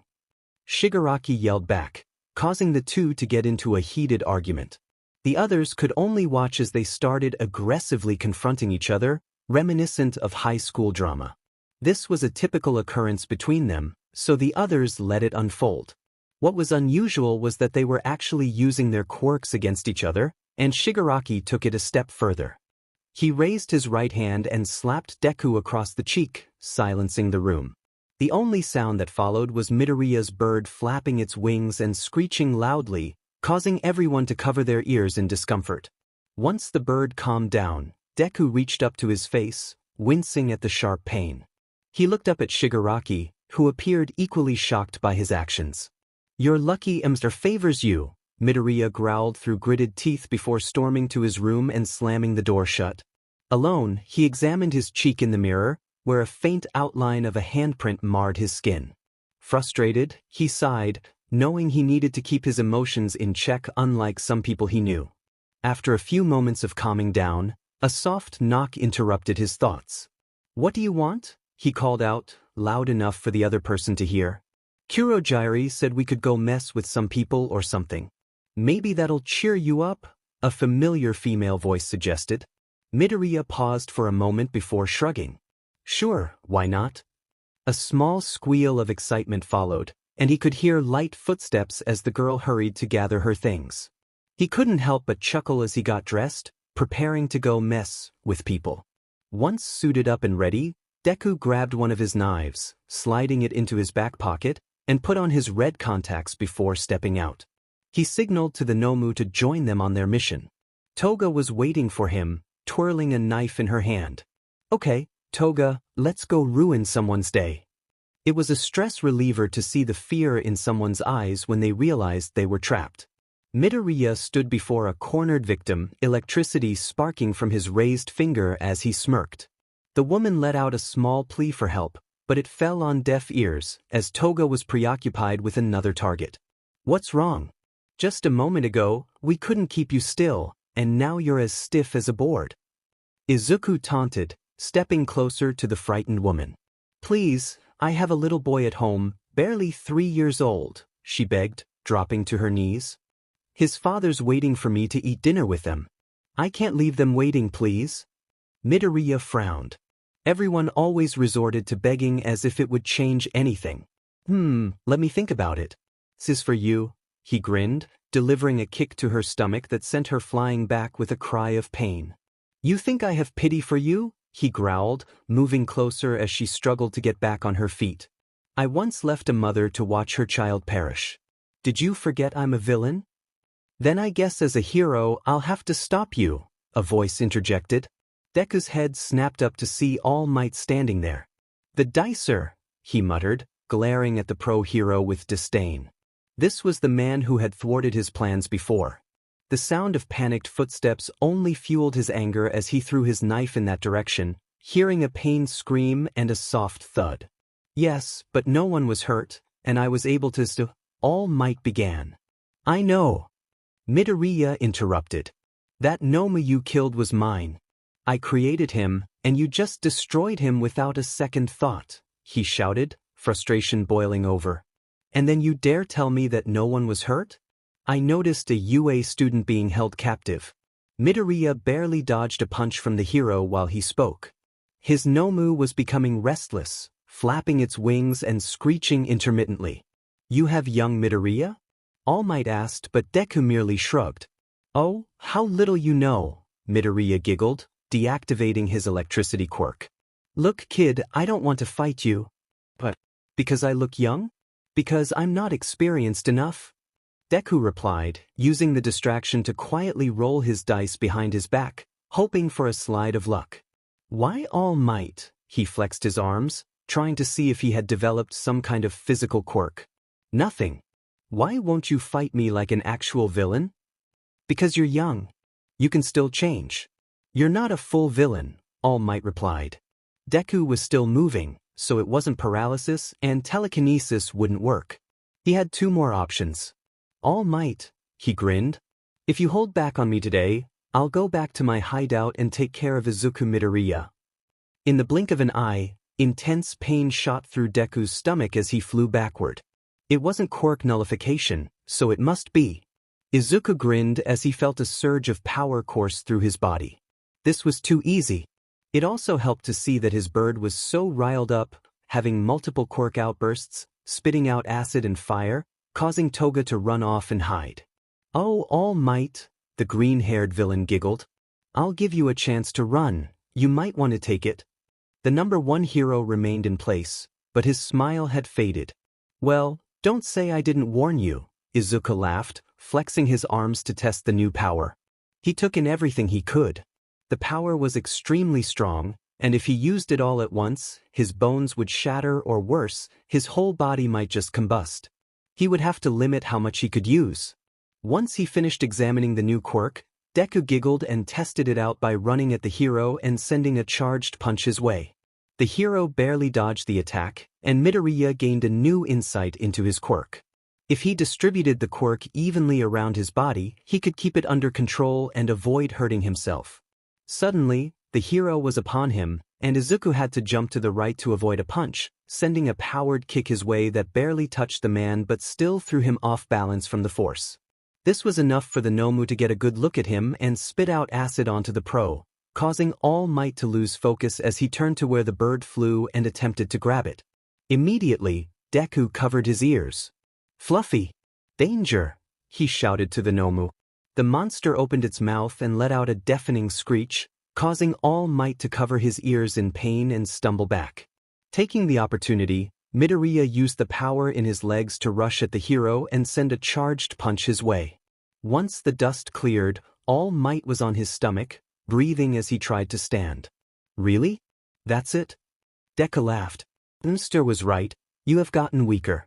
I'll think about whether or not I should let your student go. Deku smirked and calmly walked out of the alley, motioning for his bird to rest on his head. Come on, Izuku. We have a mission to do, you can't just stay in your room all day. Toga called through the door. Watch me. Midoriya shouted back. How can I leave this place knowing that I embarrassed myself in front of the number one hero? The fight had resulted in Deku gaining more knowledge about the hero's quirk and defeating him with it, but he also acquired the quirk after getting punched in the stomach by the hero. So yes, he had a great victory, but the green-haired villain was only able to take a few steps away from the fighting area before falling on his hands and knees. Come on, Zuku, it wasn't that bad. Besides, All Might won't be there, Toga pointed out, trying to get him to join their mission. If we do our job fast enough, we won't cross paths with him. Deku groaned and reluctantly got out of bed, opening the door softly while glaring at the blonde girl. "I'll be out in a few minutes," he told her, quickly shutting the door to get ready. There was the usual squeal from Toga. "Dabi! He's joining us, get ready," she shouted, running to the main room. The walk to their destination felt unusually long, but since it was dark out, not many people were around. Those who were gave them cautious glances and hurried away as they passed. Other than that, the walk was quiet and peaceful, giving Deku time to think about Class 1A. It was only a matter of time until his secret was revealed or he outed himself. Either way, he was determined to leave that place with a bang, but he needed a full understanding of everyone's quirks to do that. "We're here," Midoriya looked up as Dabi spoke. They stood in front of an old-looking warehouse, wanted posters scattered here and there. A stereotypical place for a villain hideout. "What's the plan?" the fire villain quietly asked, looking back at Midoriya. Deku formed his dice and let them fall to the ground in front of him. Level 10 air manipulation for 1 hour. Deku smiled. "Looks like Lady Luck is on my side once again," he joked. "If you were in a story or something, you'd be that overly powerful character everyone hates," Dabi groaned. "That threw up in front of All Might," Toga giggled. "He did what?" Dabi laughed. "He punched me in the stomach with all his power." "It was bound to happen," one of the group members exclaimed. The laughter faded as they turned to face 3 villains, 2 men and a woman. "Looks like they're from the League of Villains," the taller one observed with a grin. Dabi cleared his throat and stood tall. "Yes, we are. We came here to tell you to stop attacking people in our territory or else." The 3 villains laughed, unfazed. "Or else what?" Midoriya stepped forward, a cocky grin on his face. Suddenly, the villains began choking and gasping for air, causing confusion among them. "Don't underestimate our powers," Dabi smirked. "Don't underestimate our numbers," the girl added. Before they could react, Deku was thrown forward by an invisible force, causing him to lose focus on his quirk. Toga and Dabi were ambushed from behind, catching them off guard, and Toga was knocked out. Deku groaned, touching his lip and tasting blood. This was who the League sent? 3 weaklings? One of the new villains laughed, kicking Deku in the back, earning a gasp of pain from him. "Man, I expected more from the Dicer himself," another voice chimed in. Deku slowly stood up, glaring at the group of villains. There were at least 5 in front of him, while Dabi was busy fending off 2 attackers to protect the unconscious Toga. Deku growled, swinging his arm and creating a gust of wind that blew the group back. The wind inadvertently redirected Dabi's flames, giving his attackers an opening. Dabi quickly regained his composure, focusing his fire back on them, burning them as they retreated. Dabi shot a glare at Midoriya, who shouted a small apology before turning back to the group. Realizing his wind quirk wouldn't be enough, Deku cancelled it and formed his dice again, attempting to drop them. "Sorry, hun," a girl giggled, catching the dice midair. Deku tried to grab them, but she was quicker, holding the dice in her hand. "Can't let you have an advantage over us," she winked. So, she was the one who had attacked him from behind. Telekinesis, huh? Deku was skilled in combat, but without a quirk and facing multiple villains, he was at a disadvantage. With his dice still intact, he couldn't create new ones. A tall, skinny male rushed at Deku, ready to punch. Deku sidestepped, deflecting the punch, and ducked down, delivering a powerful blow to the opponent's stomach. The guy stumbled back, clutching his midsection in pain. Deku smirked, looking at the group. "Who's and suddenly, a fist connected with his face, sending him to the ground. His vision blurred, blood dripped from his mouth and nose. Before he could recover, he was lifted by the telekinesis girl, and another strong blow struck his arm, causing a sharp pain. Laughter erupted from the villains as they watched the so-called most powerful villain struggle to free himself while shouting curses. "That's what the League gets for thinking a kid could stop us." "Hey, Dicer." Midoriya and the group turned to see Dabi holding a small, distorted animal, grinning. The 2 villains attacking him lay on the ground, covering their ears in pain, their costumes singed and torn. Deku recognized the moment and managed to mimic Dabi's cocky grin. "Fluffy, attack," he yelled. Dabi threw the bird upwards just as it became agitated, squawking loudly and heading toward the group, spitting acid at the nearest villain, the girl holding his dice. In her attempt to shoo the bird away, she dropped the dice, which counted as a roll. Level 5 electricity for 3 hours. While Dabi held off his attackers, a muffled squawk came from behind him. Dabi glanced at Toga, noticing her scarf moving slightly. More noise erupted from it. Holy cow, it was Midoriya's bird. Dabi unleashed a few flames at the two villains before turning to grab the girl's scarf, revealing the bird. Relieved, he picked it up. What's your name?" he muttered while fending off the agitated villains. Fluffy. Fluffy, attack. Dabi gasped, raising his hands. The bird flapped its wings, letting out an ear-piercing screech while spitting acid, catching the two villains off guard. Deku sighed in relief as the villains were pushed into a corner by his bird. Dabi and Izuku grinned at the panicked group. Midoriya let out a low whistle, signaling the bird to stop its attack as it quietly landed on his messy green hair. Izuku then looked over at the disheveled group and aimed a finger gun with his one good arm. Bang! He winked, pretending to shoot as he released electricity at the group, shocking everyone. If the walk to the villains was long, the walk back felt like an eternity. The sun was starting to rise, and more people were out, meaning that there was more attention on them as they walked.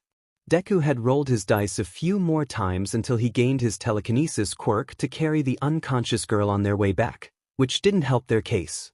Every few minutes, a police officer would be brave enough to approach them but would only receive a "we're too exhausted to explain, but she's one of us, don't worry," from Dabi, while Izuku nodded in agreement.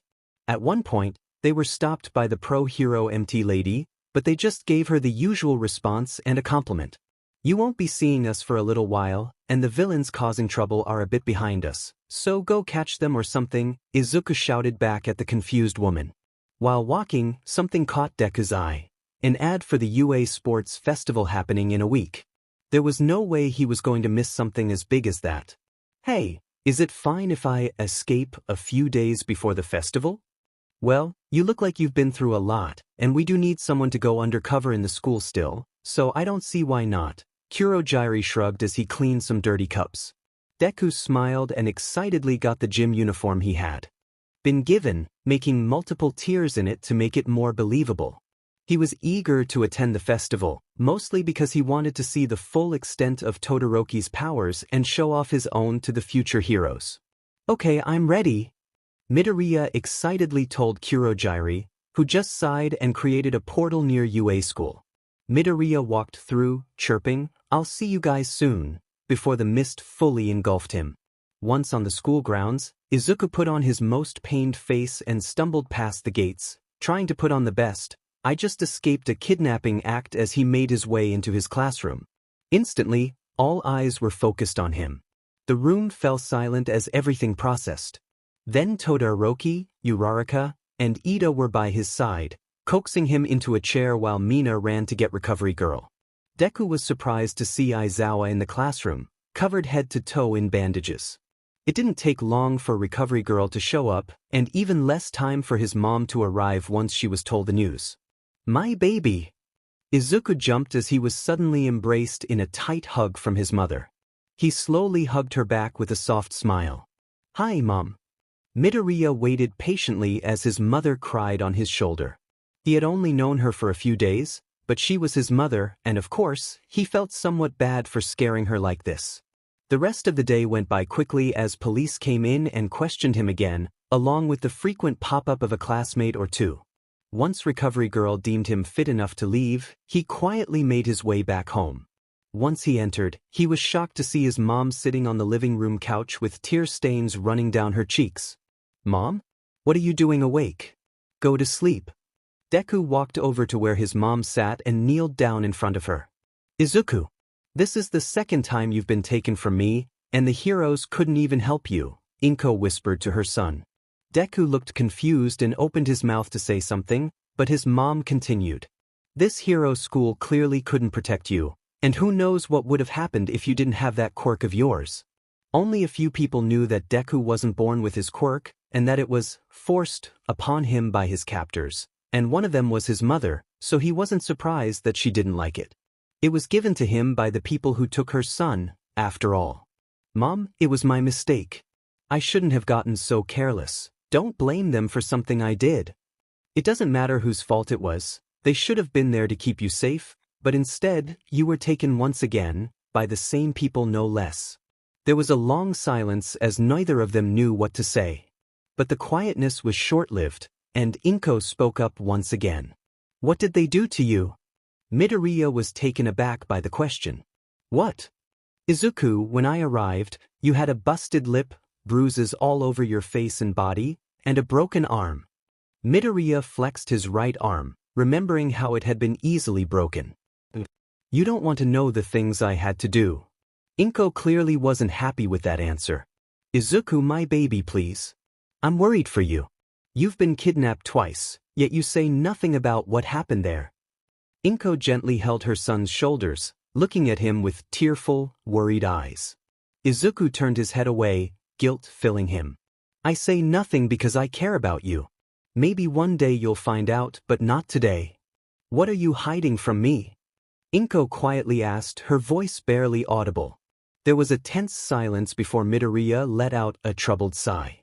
Without another word, Deku softly shook himself free from his mother's grip and made his way to his room, closing the door before his mother could call him back. The rest of the night was quiet and lonely. The whole house seemed to be surrounded by a heavy atmosphere affecting everyone in it. 4 days before the festival, something felt off, and Midoriya didn't like it. When he walked into the classroom, everyone was silent and the tension was palpable. Was it because they felt bad for what happened to him? As if sensing Izuku's confusion, Uraraka stood up and made her way to him. Hey, Deku. Her voice sounded forced, as if she was trying too hard to sound cheerful. Hey, Uraraka. Is everyone okay? The shorter girl tensed up before softly nodding. Yeah, they just feel a little bad about you being taken.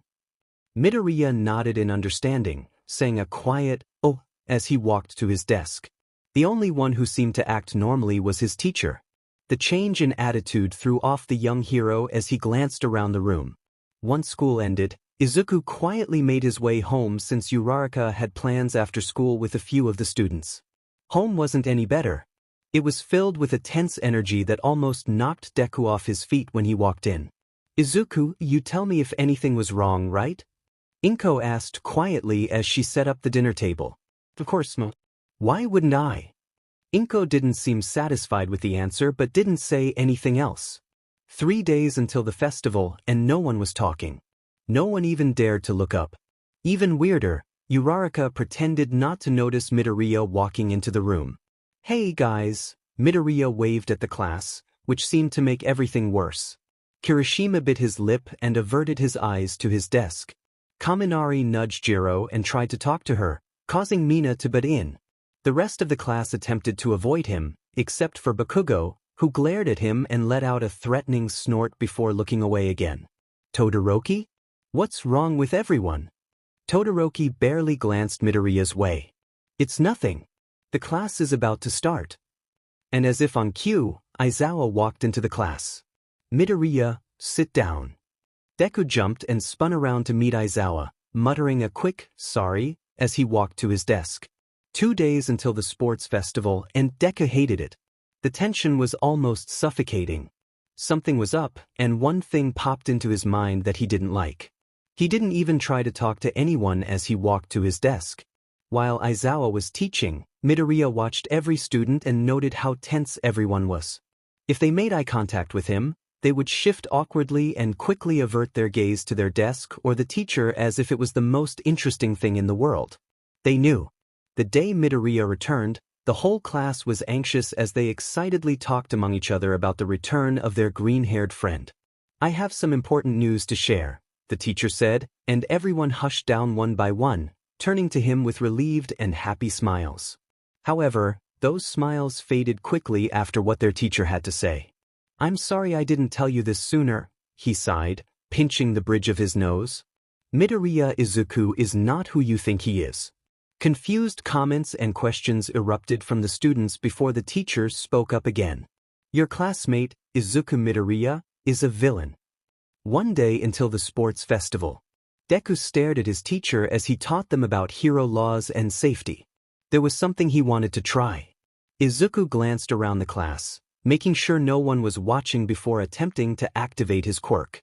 Aizawa turned around at the same moment he tried to form his dice, and as expected, his hair slightly rose as his eyes shone a bright red. The gig is up. Midoriya, you will not be able to attend the festival due to some complications. With that, Deku slammed his hand on the table and immediately stood up, causing the whole class to jump in unison. How long have you known? He asked, slightly tilting his head at the teacher. Aizawa kept his unreadable expression as he sighed. Since the first day. I thought it was a coincidence that you had the same quirk as the dicer, but then I saw your fighting moves and how yours matched with said villain. Deku quietly listened, mentally kicking himself for being too careless. Then when you were being interviewed by the news, someone recognized you through your attempts to keep yourself hidden and called us right away, even sending side-by-side pictures. Deku quietly growled at that. He shouldn't have answered those reporters. And when the villains kidnapped you, you didn't fight back even though you had a strong enough quirk to take them one-on-one, Aizawa finished, keeping his eyes on the frustrated hero. Then why didn't you say anything on the first day? Why keep me here if I was a big threat? Deku growled, clearly upset that he had been found out so quickly. To watch you. While you were here, the dicer suddenly stopped attacking, and when you were kidnapped, he struck again. Also, All Might thought that being around other heroes would change you. Looks like he was wrong. Deku let out a forced laugh at the last sentence. What about the class? When did they find out? When you were in Recovery Girl's office. Deku quietly nodded before sighing and running to the two desks next to him, dodging Shiro and grabbing Kirishima, who let out a startled shout. Deku then grabbed a small switchblade and held it at his neck, activating his quirk in defense. Bakugo let out a cocky laugh and raised a brow at Deku.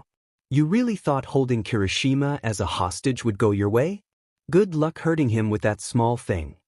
Deku grinned and slowly dragged the struggling student toward the door. Did you think that I just stayed at UA and didn't gain any information on you guys? He laughed mockingly. Sure, he has a hardening quirk, but there have to be exposed parts to let him move. To demonstrate, he kicked the back of Kirishima's knees, causing them to buckle and the exposed part of his neck to scrape against the blade.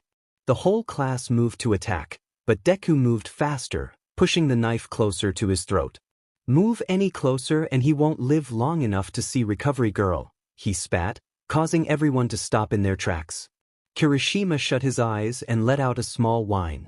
Midoriya, let him go. The other heroes have been notified and are on their way, Aizawa warned from where he stood. Deku kept his grin, unfazed by the threat. They would have been here by now. Don't worry, I wouldn't want to hurt a classmate for no reason. Also, don't call me Midoriya anymore. I go by Deku now. And the green bunny-like costume? I kind of like it, he shrugged. I might keep it instead of the annoying suit. Everyone except Deku was on edge, unsure of what to do as he talked as if he were having a normal conversation. Before I leave, Deku looked over at the dual-haired teen. Todoroki, join me, he smiled, reaching out a hand. Todoroki was taken aback by the request. What? Come on. You've been hurt by the number 2 hero, but for some reason, you still want to be one? Are you trying to be a hero for yourself, or is it what your dad wanted? Todoroki felt the eyes of his classmates on him, waiting and watching for his answer. No. Deku frowned. No. I won't be a villain. I'm becoming a hero because I want to. I'm becoming a hero in honor of someone dear to me, and I'd rather die than join someone like you. Deku growled, clearly not expecting this answer. Fine, he forced through gritted teeth. That's your choice, but the door is always open for you.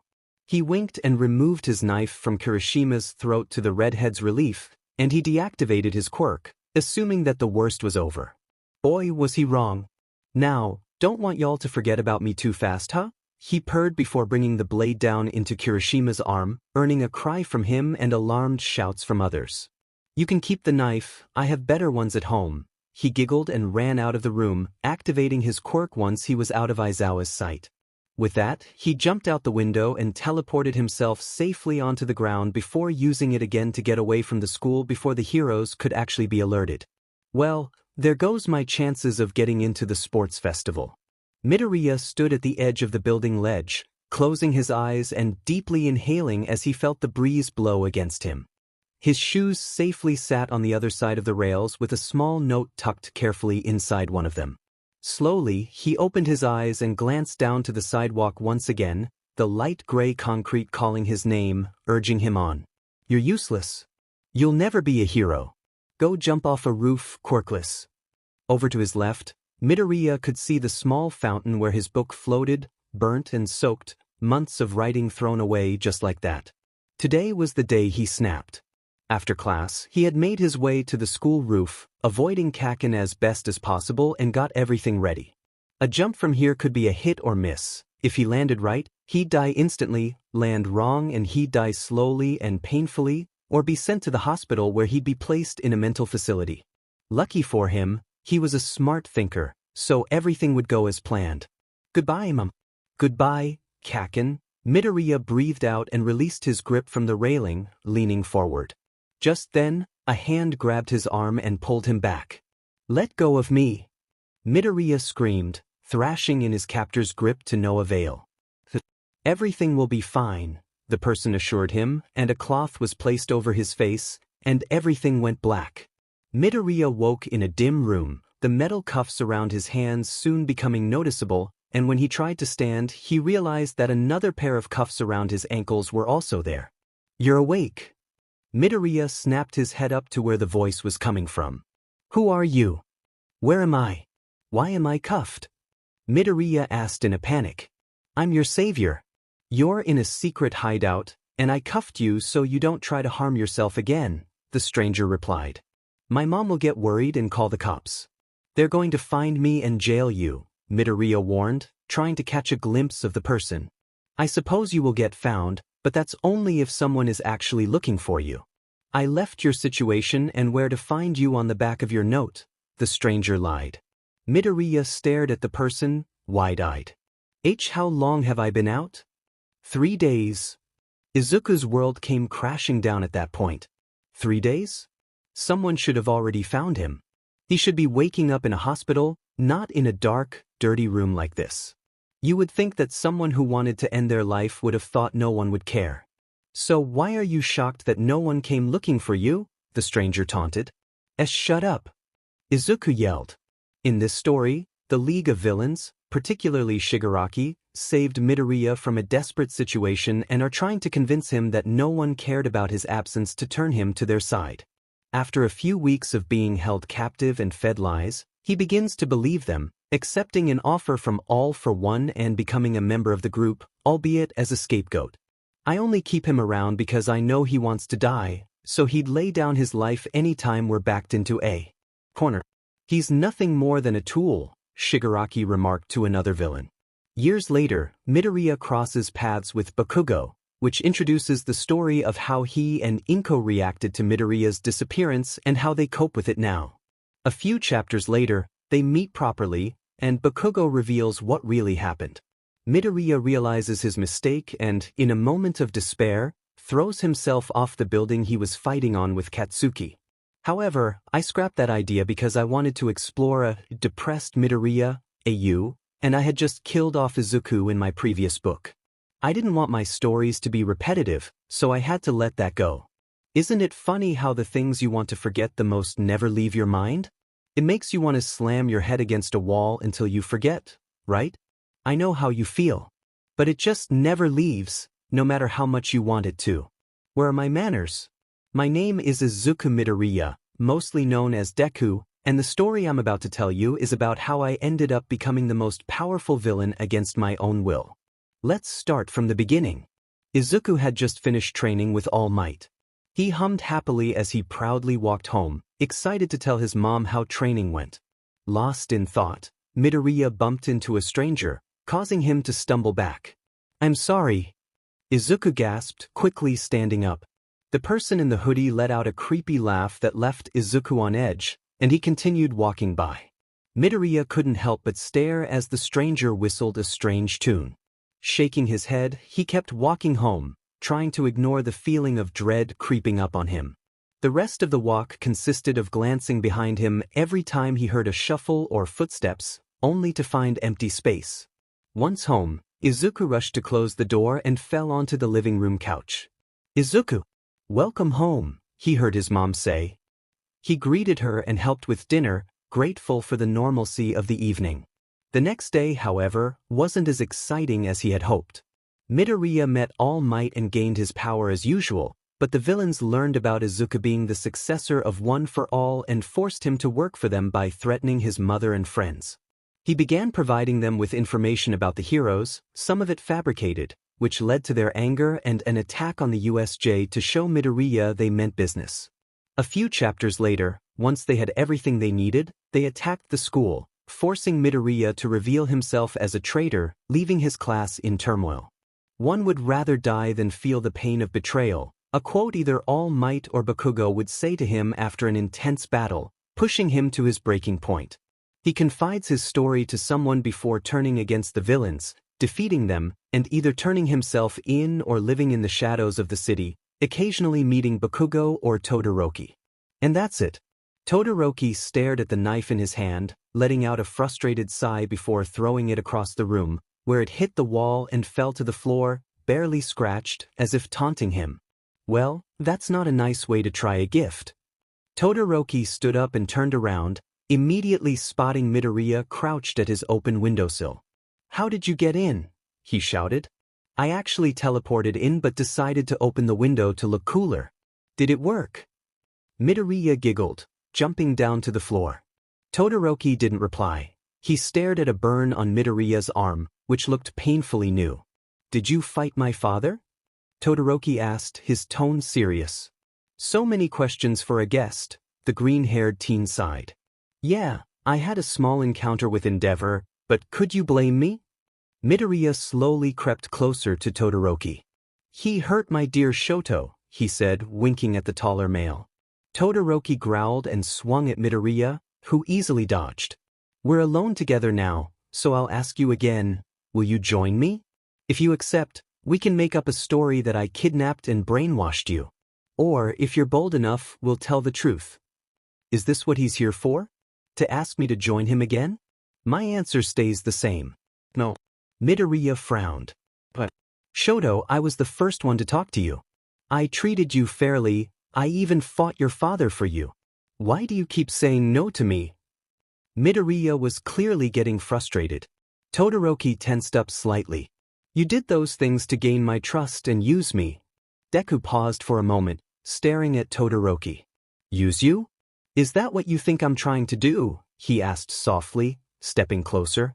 "Todoroki, I just want to be with you forever, and it's pretty hard to do that when we're on different sides. And you clearly share the same feelings for me." Todoroki glared at Deku. "Why do you think that?" "Because when you first swung at me, you didn't use your quirk, and right now I'm close enough to kiss you, yet you haven't done anything about it." Todoroki's eyes widened as he realized how close they were and took a few steps back. I need more time to think about it." Midoriya stepped back with a satisfied smile. "Take your time, babe. I'll be back soon." He winked and disappeared in the blink of an eye. Todoroki stared at the empty space, processing everything, before grabbing a knife and throwing himself onto the bed. Not long after, he heard the sound of his father entering the house. "Today has been a tough day. Every day feels difficult in this place, but today was especially hard." Bakugo growled as he quietly walked home after classes were dismissed early due to recent events. Kirishima had been sent to Recovery Girl, who healed his cut until it was only a scar because Kirishima wanted to look tougher, but Bakugo knew it was because he didn't want to forget the day he was betrayed by someone everyone thought was a friend. But you know what makes a tough day better? Seeing that person in your room, examining a small snow globe while sitting cross-legged on your bed. "What's going on here?" Bakugo growled as he closed his room door, glaring at the freckled male. Almost immediately he noticed burn marks on Deku's clothes and arm. He probably visited Todoroki before coming here. Deku smiled and placed the snow globe down beside him. "I'm just paying visits to my close friend," he said with a big smile. A stranger would think he couldn't hurt a fly with that expression. Bullshit. But catch. Don't call me that. The room fell silent as Deku looked at Bakugo with an unreadable expression. I just came here to see you once again, Katsuki. Who knows when we'll meet again, he shrugged, standing up and heading toward the window. Wait. Izuku stopped and turned to Katsuki, who put down the arm that was outstretched to him. When we were kids and you were kidnapped that day, was it because of me? Bakugo quietly asked, avoiding eye contact. Did he blame himself for me becoming a villain? Deku slowly sat back down on Bakugo's bed. Yeah, it was. Bakugo winced at the blunt answer. That's not all. On that day, Shigaraki told me that if I had a quirk, you would fear me and leave me alone. Sure, I didn't like you hitting me and putting me down like that, but I'd never want you to leave me alone. I thought that if I had a quirk, you would finally see me as equal. Deku softly chuckled. Bakugo looked at him and noticed a few tears falling down his cheeks. Who knew that such a decision would change my life forever? He convinced me that my heroes weren't worth it, taught me the fastest and slowest ways to kill, brought me on their missions days after taking me. And now it's all I know. The tears were falling more frequently now, but Izuku ignored them and his shaking voice. Sometimes I wonder what would have happened if I turned away and kept chasing you. Would I have become a hero as I had hoped? Would you have become nicer and realized your mistakes? Or would you stay the same, and I just end up finding the group again and asking them to take me in? Not like it matters now. Midoriya wiped away the tears and stood up, facing Bakugo fully now with a bigger smile. So yeah, you were part of the reason I'm like this, but honestly, Kaken, I could never imagine being anything else. Thank you. He shrugged and jumped out the window before Bakugo could reply. The group of villains stood on top of the hangout building, watching the night sky light up with early fireworks. Everyone was having fun drinking and joking while watching a small digital clock that sat on the building ledge as it slowly counted the minutes passing by. Okay, everyone ready? Kurogiri asked, giving everyone little noisemakers. Hey, where's Izu? He said he'd be back, but he's been gone for half an hour, Toga whined, looking around the building. He'll be back, just be patient, Kurogiri replied with a sigh. Dabi watched as a firework went off in the distance. I wonder where he went. It was a cold and dark night. One Inko didn't want to spend alone anymore, but here she was, sitting at the dinner table in a dark house. Knock knock. Inko looked over at her front door with curious eyes. Who could be knocking at this hour? Slowly, she stood up and made her way to the door, wiping away her tears to look more presentable. Hello. Inko gasped and covered her mouth. In front of her stood a nervous Izuku, holding a small bouquet of flowers and a note card. Hi, Mom, he smiled, stretching his arm out to hand her the flowers, which she shakily grabbed. Izuku, you're here. Like actually here. Deku nodded and glanced at the clock behind her. 10. If it's fine, I can stay for a little, Izuku offered with a soft smile. Inko quickly nodded and hugged her son, feeling more tears sting her eyes. My baby, I was so worried, she cried, not letting go. Izuku hugged her, used a free hand to close the door, and carefully led her to the couch where he sat so they wouldn't have to stand anymore. Once Inko stopped crying, she immediately started asking him questions about how he was and if he was taking care of himself, earning a laugh and assurance that he was doing all right. The rest of the night was calm, with Inko cooking a last-minute dinner for Izuku and them having small talk about how they had been. While talking, Deku caught sight of the time. 11. Oh, I have to go. The others are waiting for me, Izuku said as he stood up. You're leaving? Inko asked, clearly disappointed as she grabbed his shirt sleeve, silently begging him to stay. Sadly, it's not safe for you if I stay. And anyways, I'm sure you won't be alone tonight. Izuku smiled and opened the door to leave. I love you, Mom. He smiled and left the house, accidentally bumping into another woman. Ah, sorry, Mrs. Bakugo, and Happy New Year, he laughed and continued running down the road. Inko looked out the door and was met with familiar ash-blonde hair. Hello, Inko. Katsuki asked to celebrate with you, and I'm glad he did, Mitsuki smiled, showing her a small container of food she had made. And who was the man that just left? She asked, looking down the road where he had just been, only to see empty space. Just someone that I really needed to see, Inko replied and helped Mitsuki and Katsuki into the house as they got ready for the new year. Sorry I'm late, guys. Had other things to do. Midoriya laughed as he climbed onto the building where the waiting group was. Immediately, Toga hugged him, almost knocking him off the roof. You almost missed it? We have a minute left, she told him with a soft pout. Midoriya laughed and walked to the group, gently pushing her off him. Sorry, guys, I spent a good few minutes rolling my dice to get the right quirk for this. He smiled and sat down, ignoring the questioning stares. 5. Everyone looked at Kurogyari and the clock, realizing he was counting down. 4. Midoriya chanted with him, and soon everyone was counting. 1. Happy New Year, everyone shouted. Suddenly, the sky was filled with multiple fireworks varying in colors and sizes, almost close enough to touch. Is this your illusion, Quirk? Kurogyari asked, and Deku nodded. Yep, he replied as a bright firework in the shape of Kurogyari appeared in the sky. Oh, me next. Toga cheered, letting out an excited cheer as a firework in the shape of her also appeared. It was a good way to begin the year for Izuku, and he couldn't wish for it to be any better. Happy New Year, everyone. I hope you have a safe and wonderful celebration. Izuku, I hope you learn many new things this year.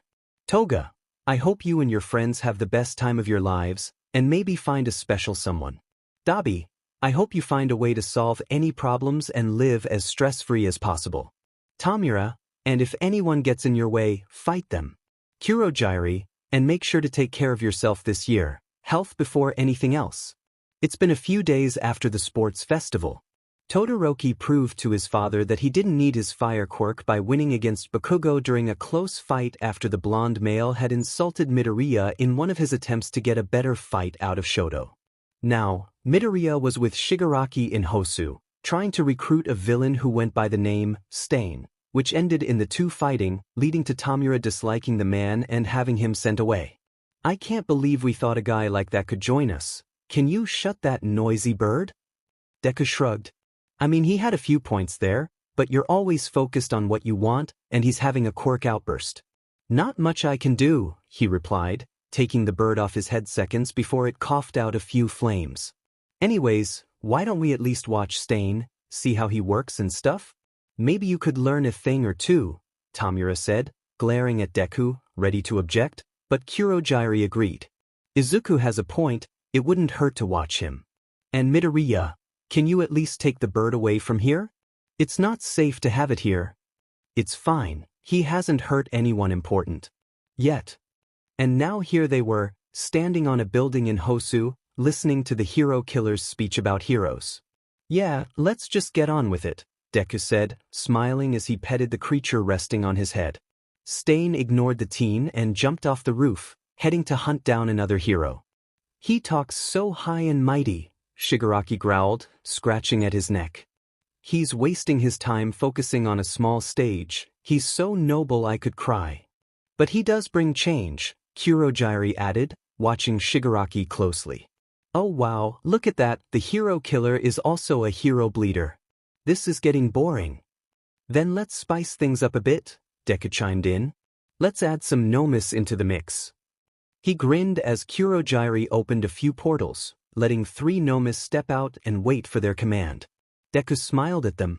This will be fun. People were running and screaming, buildings were being destroyed, but that didn't matter to Iida right now. What mattered was finding the one who ruined his brother's career. Iida was running as fast as he could behind the pro hero, looking down every alleyway he passed. Stain wouldn't be so flashy in his killings, so it couldn't be him, but Iida stopped in front of an alley. Something was in there. He narrowed his eyes, trying to see better. It was him. Stain held a limp hero against a wall, mumbling to himself. Iida took the chance and charged at Stain, pulling back a leg for a surprise kick.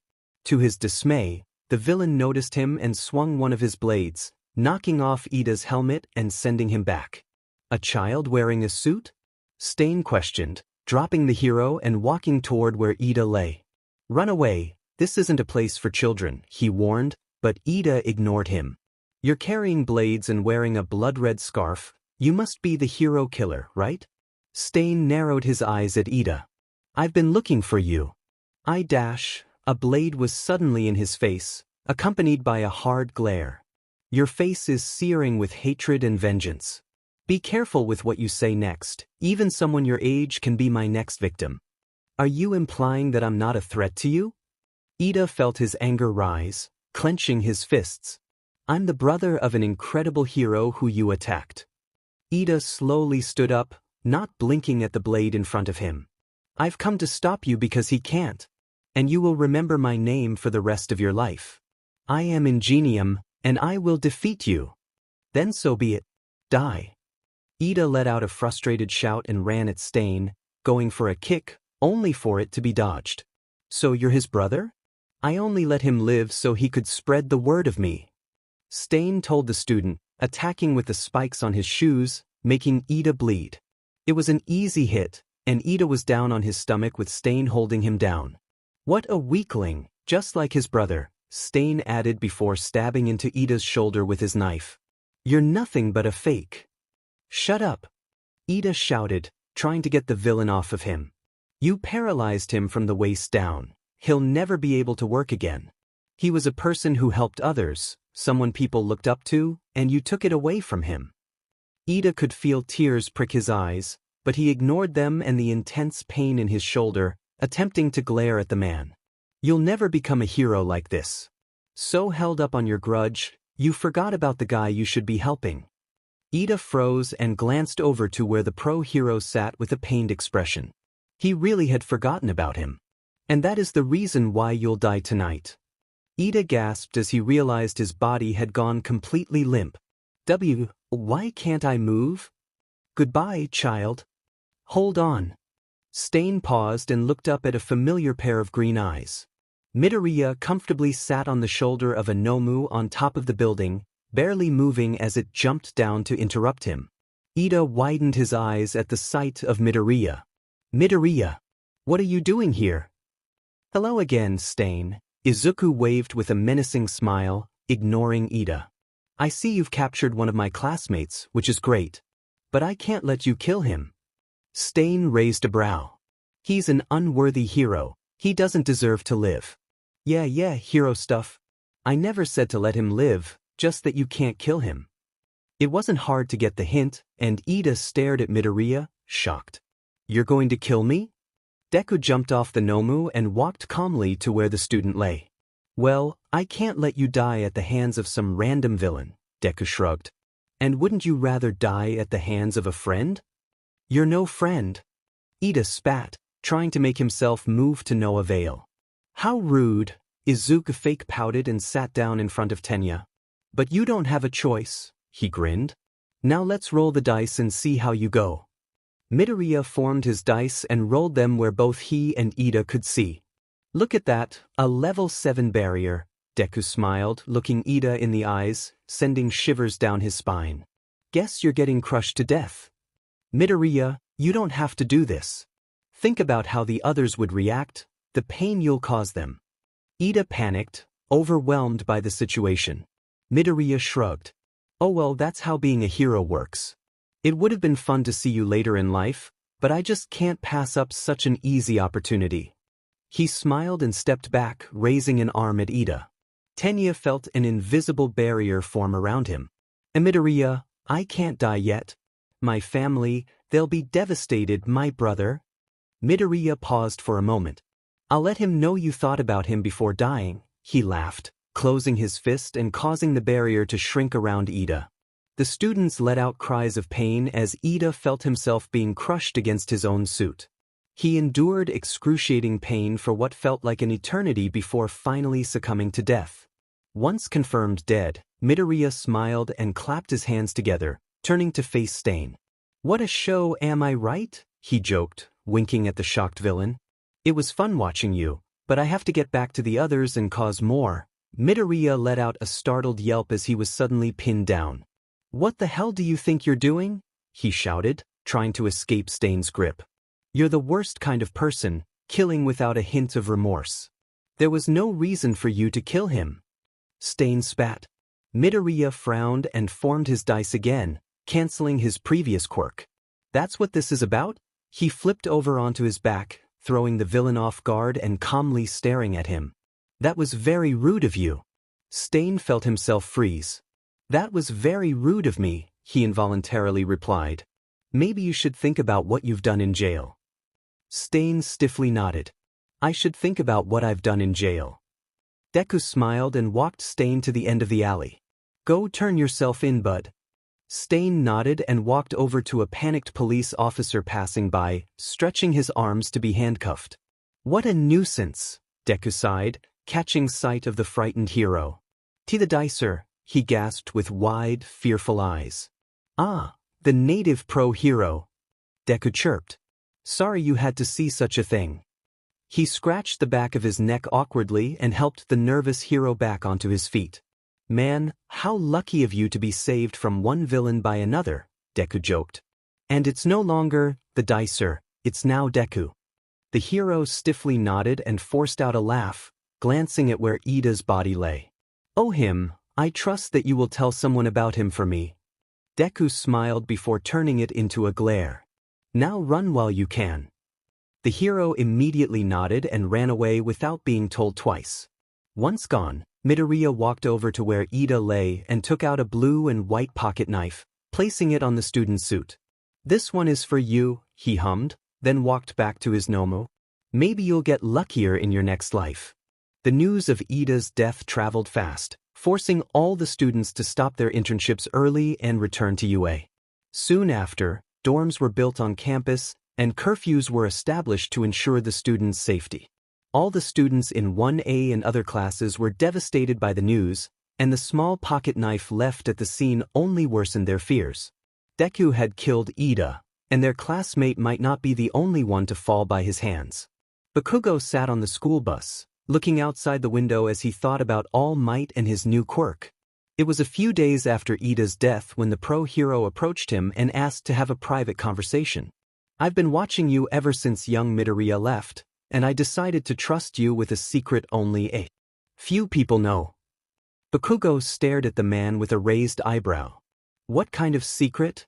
All Might then told him about one for all and all for one, explaining how both powers worked and his life-changing wound. After watching your progress in your skills, I have decided that I want you to be my successor. Katsuki was speechless. What do you say to that? Me? Your successor? And since he was fit enough, Bakugo was able to inherit the power after a few days of training. How he got the power was something he never wanted to tell anyone. Now here he was, learning how to control the new power and mix it in with his own quirk. Hey Bakugo, we're here, Kirishima nudged him, pulling him out of his thoughts. Yeah, I'm going, Bakugo replied, standing up and walking out of the bus with the redhead following behind him. What is this? A rest stop? Bakugo asked, looking out from a cliff edge into a forest. There are no stops without reason, Aizawa spoke up, catching everyone's attention. As if on cue, the doors from the car in front of them opened, and out stepped two girls in cat-like costumes, saying a chant that Katsuki found annoying.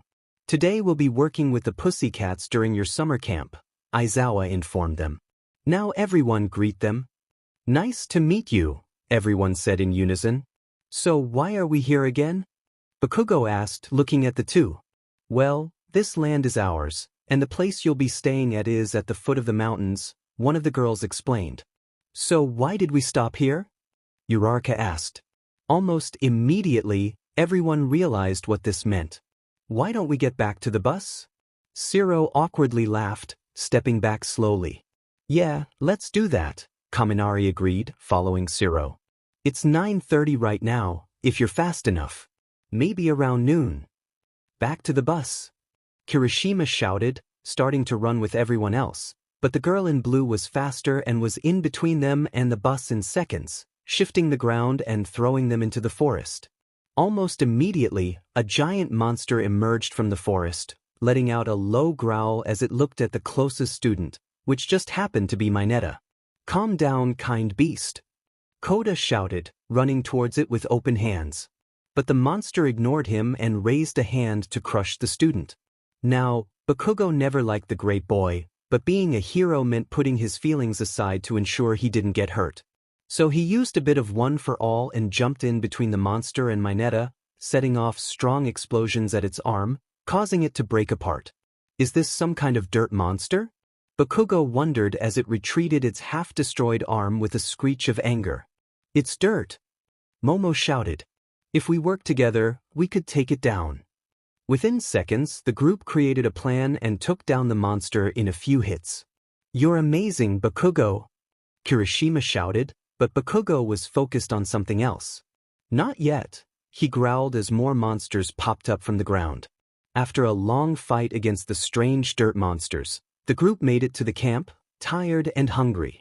They were able to rest for a little, eat dinner, and spend some time in the hot springs before resting for the next day. The following morning, the students were woken up early to meet their teacher at a clearing in the forest, where he skimmed over what they were there for. Bakugo, throw this. Aizawa tossed a baseball at Bakugo, who easily caught it and examined the round object. This again? Oh, this'll be easy, Katsuki smirked. Your previous score was 705, let's see if you've improved. Bakugo took a few steps forward and swung his arm around a bit. Go to hell, he shouted as he tossed the ball, using his quirk to make it go further. I bet my score is off the charts now, it'll probably be at 709 meters. Huh? Bakugo looked over at Aizawa with a shocked expression. That's less than I imagined. It's been 3 months since you came here, and from your experiences, you've improved a lot in mental and technical levels, maybe even stamina. But your quirks have not improved, Aizawa explained, glancing between every student. And that's why we're here, to work on improving your quirks, the teacher added with a grin. It'll be so hard you'll feel like dying, but try not to actually die. When Aizawa said the training was going to be hard, he wasn't lying. Bakugo stood hunched over a pot full of boiling water, breathing heavily before taking his hands out and blasting into the air with a shout. This was to help him produce larger and more powerful explosions, and later, he would have a one-on-one battle with one of the cats to improve his second quirk. While working, Bakugo couldn't help but think about Deku, which only fueled his anger. The talk they had that one time kept replaying in his head. So yeah, you were part of the reason I'm like this, but honestly, Kaken, I could never imagine being anything else. Thank you. Bakugo let out a frustrated shout and blasted into the air again, ignoring the sharp pains in his arms. After that, he remembered the burn in Deku's arm when he arrived. I'll have to talk to Half and Half about that, he muttered, shooting another large blast into the air. Once he finished his first round of training, Bakugo met up with a muscular guy dressed as a cat. This has to be a joke, he groaned, earning a laugh from the guy. Nope, not a joke. Now, before we begin, hit me with all you've got, the man told him, getting into a fighting stance. Bakugo smirked and activated the one-for-all quirk to a level where he wouldn't break himself but could still land a powerful punch. You asked for this, he grinned, swinging his fist at the cat man, who easily dodged by bending his body at an odd angle. Ha! Bakugo growled, ready to go for another hit, but was stopped by a hit to his gut, sending him flying backward into a tree. I'm going to teach you how to attack and react faster, now try it again. After a few hours of training, everyone was able to return to where they were staying for the day, eat dinner, which they had to prepare themselves, and happily go to bed. I'm bored, we don't do much anymore, Midoriya whined, laying his head down on the bar. Well, what do you have in mind? Kurogiri asked as he cleaned a cup. Why don't we visit my old classmates at the training camp? Midoriya smiled. The small group turned to Midoriya with raised brows. How do you know where the class is and what they're doing? Shigaraki curiously asked.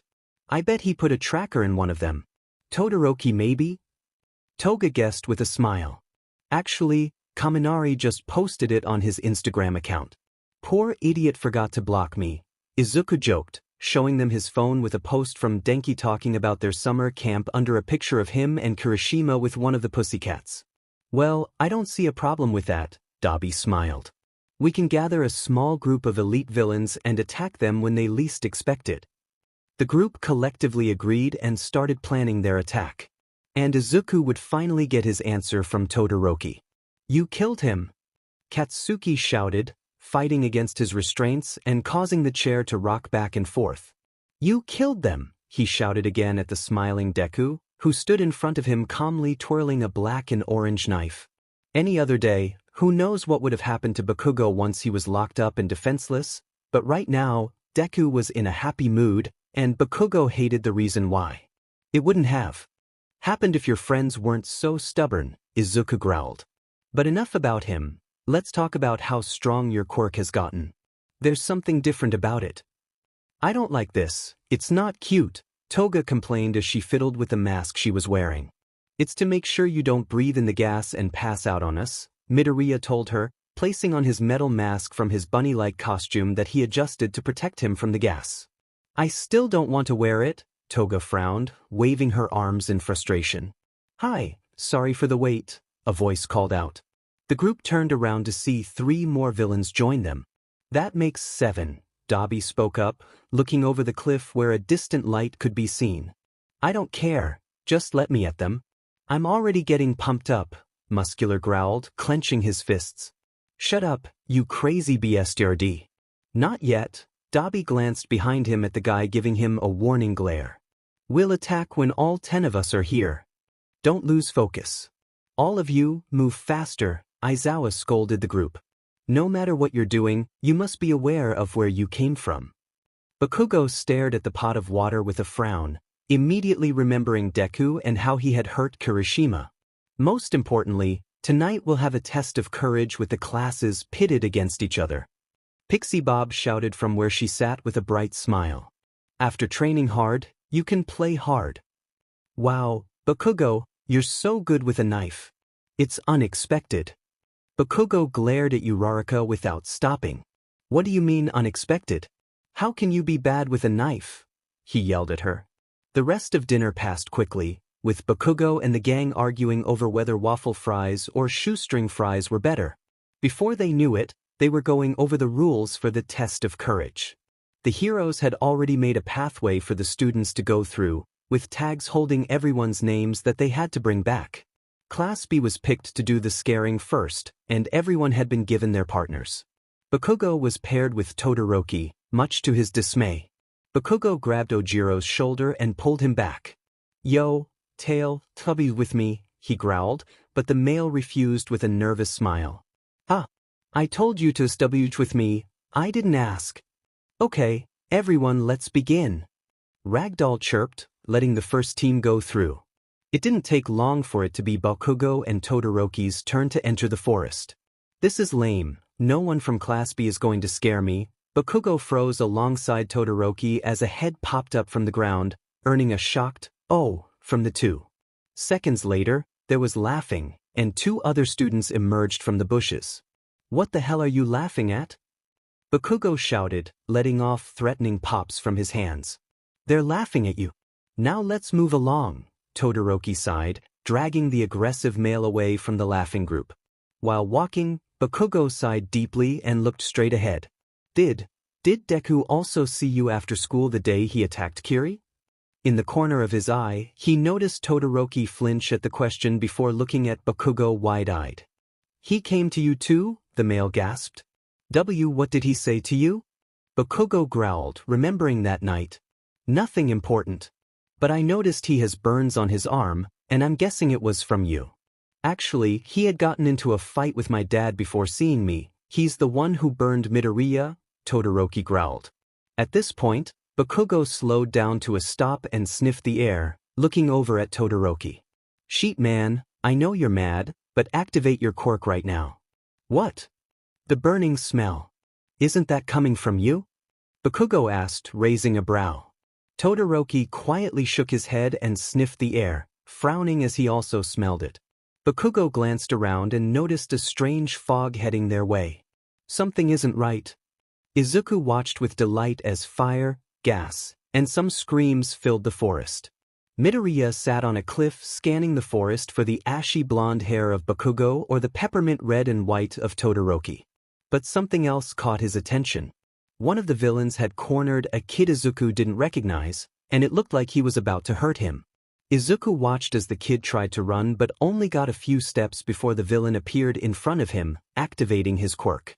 The man swung his arm back and then forward with a crazed grin, only to freeze halfway through. Both the villain and the kid were shocked until soft footsteps and a chuckle were heard behind Muscular. "Sorry to intrude, but I couldn't help but notice you about to hurt a kid here," Deku said, stepping between the villain and the terrified boy. He crouched down to look at the kid. "And last time I checked, he's not Kaken nor Todoroki," he added, glancing at the angered villain. "Does it matter? I can beat the kid up and then help find the students," the villain sneered. Deku frowned. "But that's not part of the mission. And you're not the boss of this, so I don't have to listen to you," the villain retorted, stretching his shoulders with a satisfied smile. "It would be a shame if something were to happen to you on this mission." Deku sighed, pulling out a bright green knife with a sly smile. Muscular gritted his teeth. "Is that a threat?" Deku shrugged, unfazed. "I don't know, is it?" He glanced up at the man. "You know what? Forget this mission, I'm taking you down." He shouted and charged at Izuku, who remained in front of the kid, twirling the knife in one hand and inspecting the boy's hat. Just as Muscular was a few inches away, Izuku looked at the villain, and suddenly he and the boy were gone. "Huh?"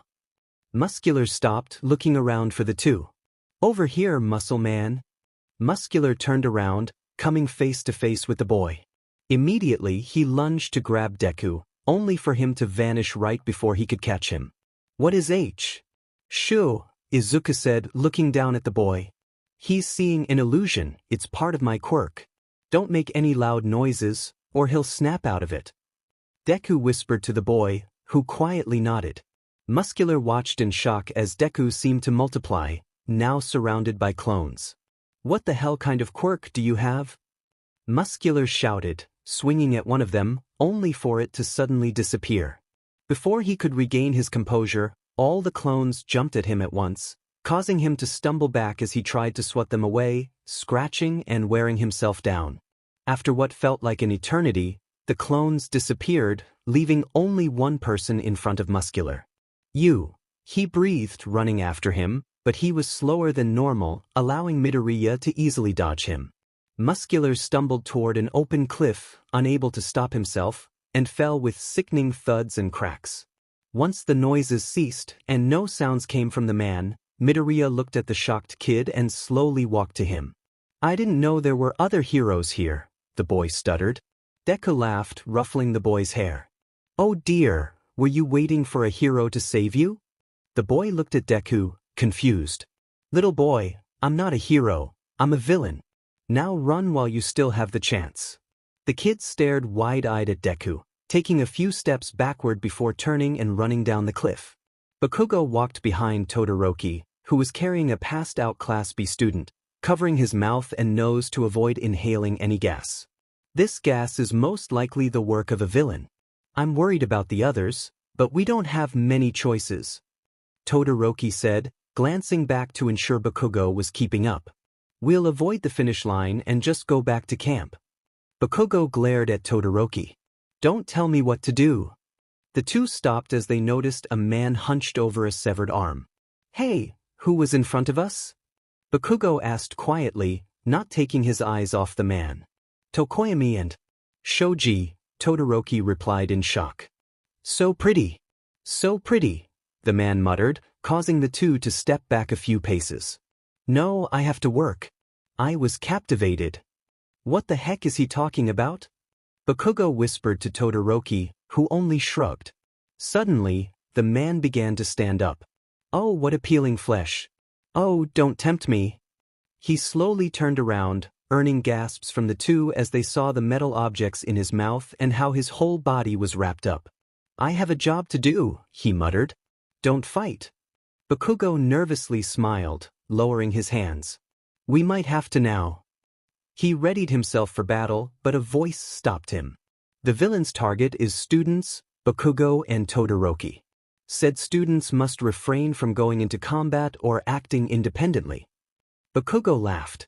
"Stop making so much noise in my head telling me not to fight and then to fight," he shouted, charging toward the villain, ready to use his quirk. But sharp metal wires shot his way, causing him to skid to a halt as a wall of ice appeared in front of him, stopping most of the blades. Don't carelessly rush into things. Todoroki shouted, digging in to deflect a few blades. Didn't you hear? They're targeting us. Bakugo growled, glaring at the villain above them, held up by his quirk. I bet Deku has something to do with this. Well, I don't care what anyone says. Bakugo shouted, jumping away from the barrier just as more metal blades shot toward him. Ice appeared in front of him again. He's using the terrain with his quirk, Todoroki grunted, watching the man use the trees to disappear. But he's still just a small fry. Bakugo growled, regaining his stance. You be a sturdy. If your quirk causes a fire and it spreads, we'll be surrounded in flames, risking our lives and others, Todoroki warned as the villain reappeared. Shut up. I know. Now come down here and fight us, you coward. The villain mumbled a few words, and more metal blades came toward them, only to be blocked by another wall of ice. This time, one of the blades broke through, causing Todoroki to jump back and create another wall of ice to stop it. I can't get near him, I have to blast him. You can't. If things start burning, then cover them with ice. Bakugo shouted, readying himself to create a blast. Your explosions will impair my vision too. Our opponent has the advantage.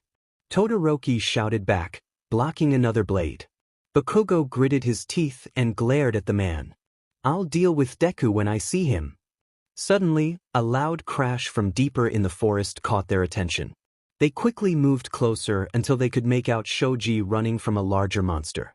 Dark Shadow? Bakugo, Todoroki. One of you please make some light, he shouted. The villain noticed Shoji and aimed a metal blade at him. Flesh, he shouted, but Dark Shadow attacked before he could hit Shoji.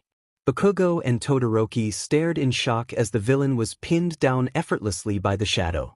It didn't take long for them to notice the struggling Tokoyami. Hurry up and make light. Tokoyami is out of control.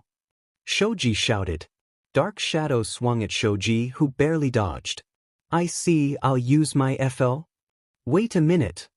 Bakugo extended his arm to stop Todoroki from going any further.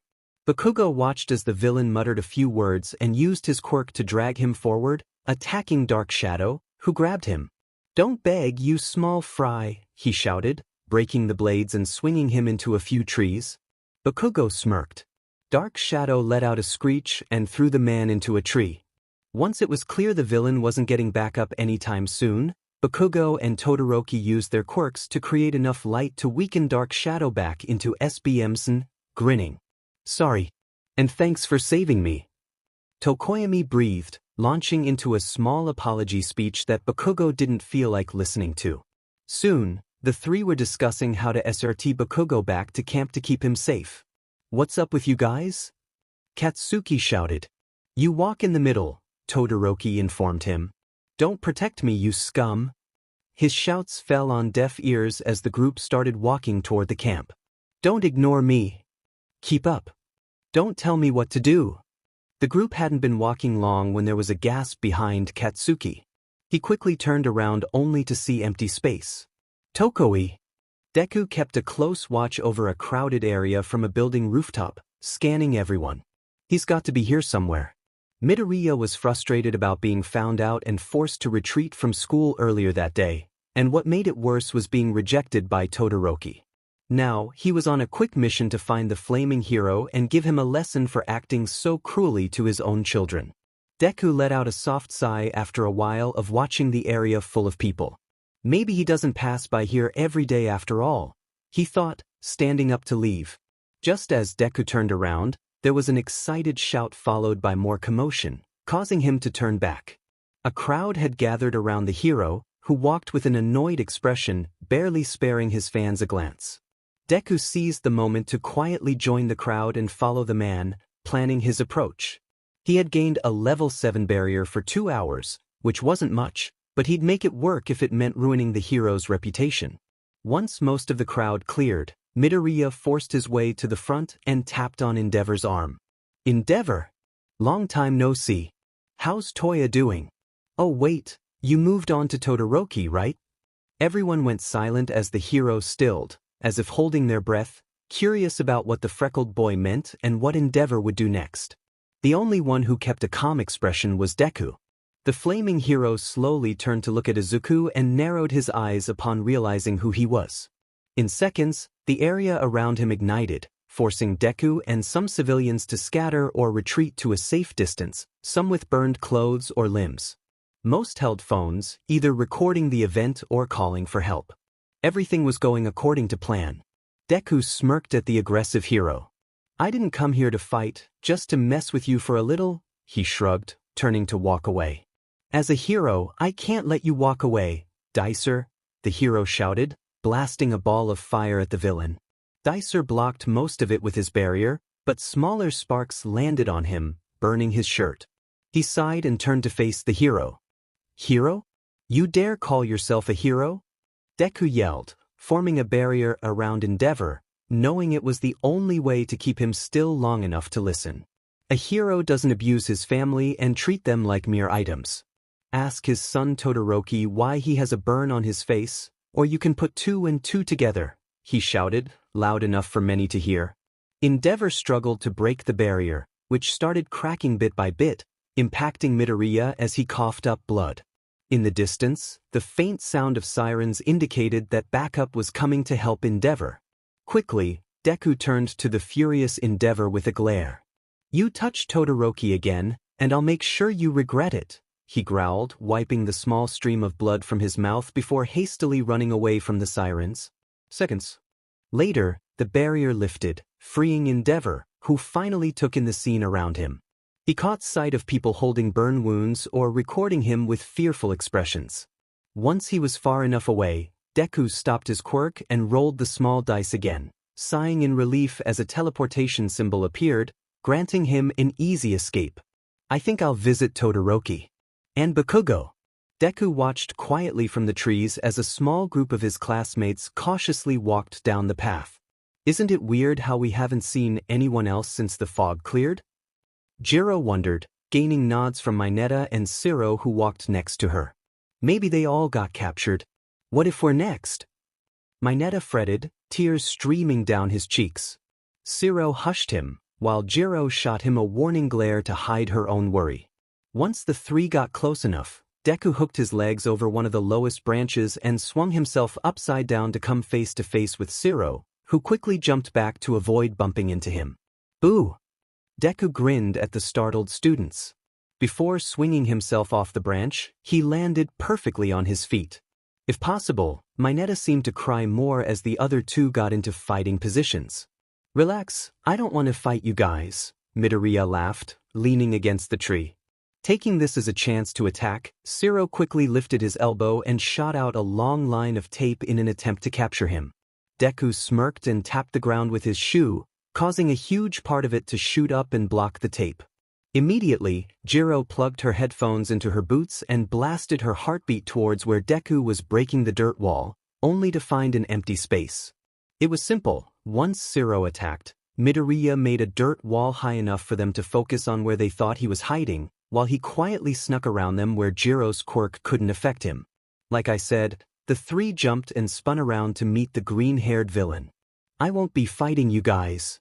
Before anyone could respond, Deku let out a low, menacing whistle, to which a large, threatening Nomu with multiple arms and sharp machinery quickly responded. Deku had passed by it as it was chasing Momo and a 1B student. Finding the chase boring, he called the Nomu over to him, having it follow him in case he ran into any other students. Sure, Shigaraki had the Nomu made to respond only to Dabi, but any creature would recognize the voice of the person who treated it better than the rest. The three slowly backed up with fearful faces, making Deku grin. "What happened to all the energy you guys had a few seconds ago?" he asked, tilting his head. The group watched in horror as the monster made deranged noises and activated a large drill and chainsaw, stepping closer. What scared them more was the crazed smile that Izuku held, showing no signs of stopping the monster or feeling pity, just pure excitement. Before the Nomu could attack, Izuku slightly frowned and placed one hand on a small device, his other hand in front of the Nomu, stopping it. Suddenly he smiled like a kid on Christmas. "You got him?" he happily chirped, bouncing slightly. "Good, everyone go to the checkpoint in 5 minutes."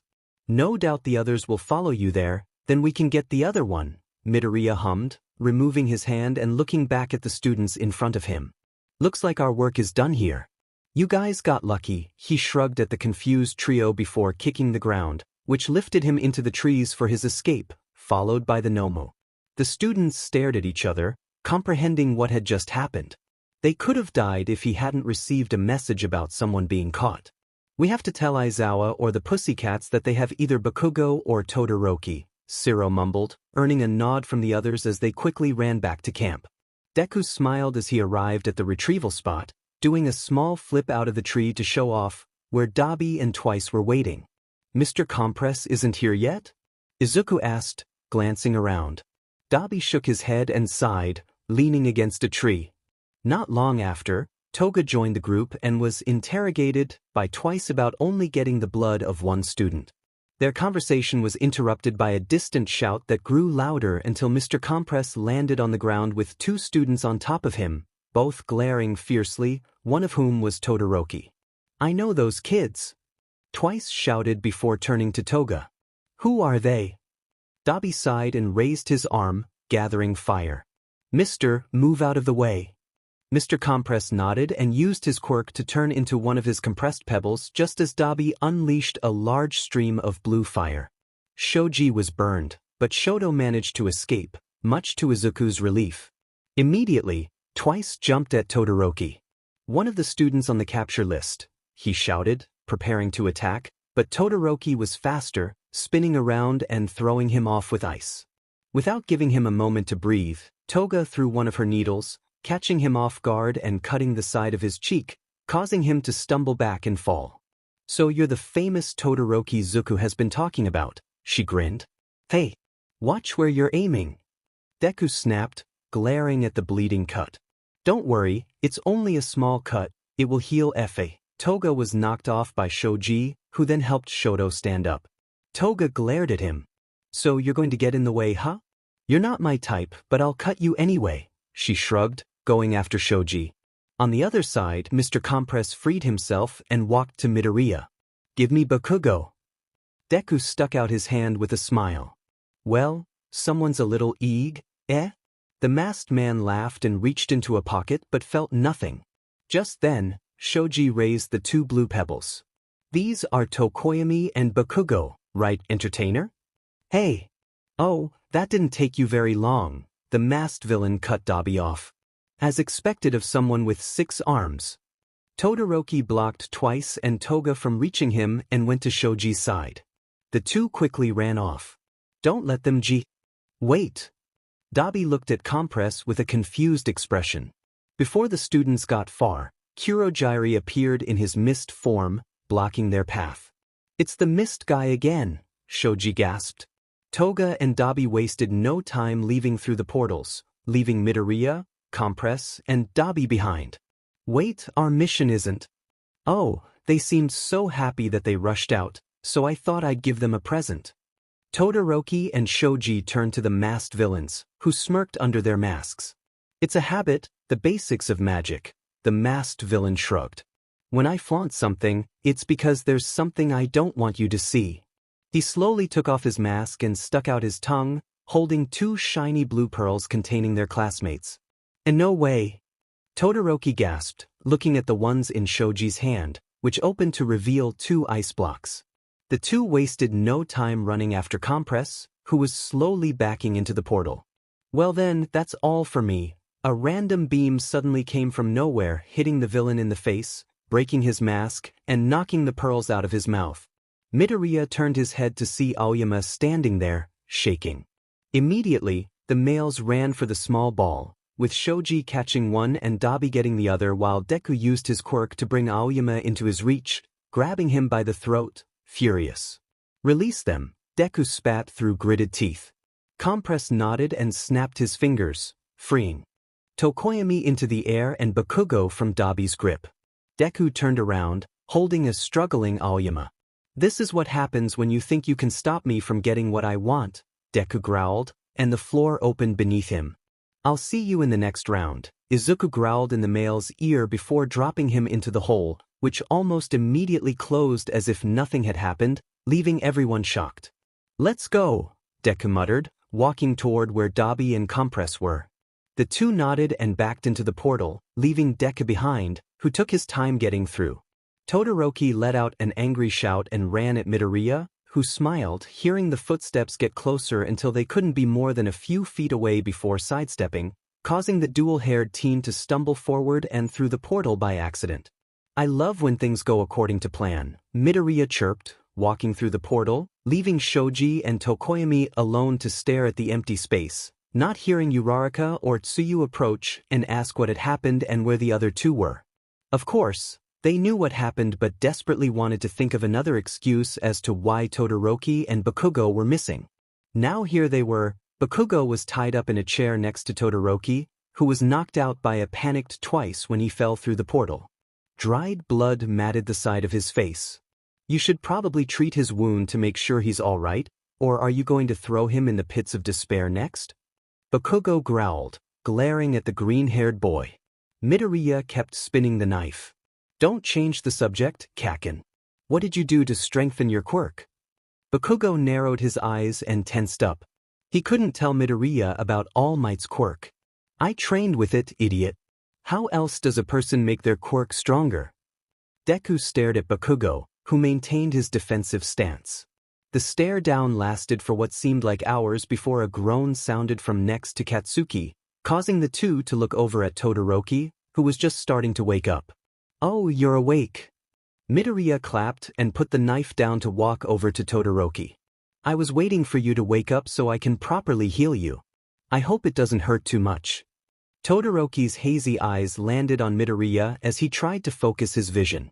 Once focused, Todoroki jumped a little and tried to move away, only to realize he was tied to a chair and his quirk refused to work. Deku sighed and placed a hand on Todoroki's wound, ignoring the wince of pain, and quickly healed it. "I used quirk-suppressing H&D-CFFS. You can't use them to help you escape," Deku told the two as he healed the dual-haired teen. "Anyways, I'm sure you two know why you're here, but I'll still ask, join the League of Villains." "Absolutely not." Bakugo yelled, and Todoroki silently shook his head. Midoriya nodded. "I understand why you two would say no, but have you ever felt the freedom that comes with being a villain?" Izuku gushed. Bakugo grimaced at how happy the green-haired boy looked talking about villainy. "Here, I'll show you." Deku smiled and stopped his current quirk to roll his dice, excited that he got mind control for 3 hours on his first try. "Now, I'm going to unchain you guys." "Behave," Izuku winked, and the two students immediately felt their bodies stiffen against their will from the quirk. Midoriya smirked and unhooked the two before putting collars around them that were attached to each chair. Bakugo hated it, but all he could do was growl as Deku secured the collar around his neck. Todoroki let out a forced sigh as the cursed blue collar was fastened around him, accompanied by a matching blue leash. He felt like nothing more than a pitiful dog. After the collars were put on them, Izuku took off the cuffs and replaced them with quirk-suppressing bracelets that he had made a few days earlier, grabbing the leashes in his hand. "Now let's go have some fun," he purred and led the two down under the building, where there stood a large metal door. "I'm going to let you guys off my quirk, but if you try anything, there will be consequences," Izuku warned, and their bodies relaxed almost immediately. Bakugo didn't hesitate to swing at Midoriya, who quickly ducked, causing him to hit Todoroki instead. "Oh Kakin, I knew you were going to do that." Deku sighed as Shoto held his face in pain while letting out a string of curses. Deku just shook his head and opened the room. Inside, there was a small concrete room with a window showing a dark room on their right. In the center were a man and woman huddled close to each other, staring at the three with wide, fearful eyes. It didn't take a genius to know why they were here, even if Izuku hadn't told them. The villain gave the two their own personal knives. "Kill them," he whispered in their ears and walked through another door, entering the other side of the window, trying on a dim light and standing over a desk with a few buttons and a microphone. "And if you don't kill them? Well, let's just say, you might want to," Deku giggled, pressing a button that turned on 2 other lights shining above Katsuki and Shoto's mothers, who desperately attempted to free themselves. Bakugo ran at the window and slammed his hands on it, shouting curses at the villain. "I'll kill you if you touch my mother, Deku," he shouted, clearly worried. Todoroki stared at his panicked mother and then at the knife in his hand, gripping it tightly. He closed his eyes and let out a strained breath. There was only one thing he could do in this situation. He slowly walked over to the man, who desperately crawled backward away from him. "Please don't do it," he begged. "I have a wife at home. She's waiting for me to return. Please." Todoroki gulped as he could feel the eyes of Bakugo and Izuku burning into his back. It was either this man or his mom. Todoroki kneeled down to hold the man in place before swinging up and bringing the knife down into the man's chest. He repeated this a few more times until all noises and movement ceased, and he was deathly still. Todoroki slowly stood back up and wiped away blood from his cheek as he turned around to face a wide-eyed Bakugo and an excited Izuku. "Leave my mom alone," he told Midoriya and walked over to the window that separated them. Deku nodded. "I would never go against my word," he hummed as the light above his mom shut off. "Bakugo!" Katsuki stared at Midoriya and Todoroki. "No! I won't kill an innocent person for your entertainment," Bakugo yelled, banging on the windowsill, trying to activate his quirk. Midoriya only shrugged and grabbed a green and black knife, pressing it under Mitsuki's chin. "Just know you made this choice," Deku giggled, pressing the knife closer to the woman before Bakugo finally gave in. "Stop. Just stop." "I'll kill her," Bakugo choked out, walking over to the lady who fearfully looked up at him. "Please, sir, I can't die." "Not like this," she cried, placing her hands out defensively.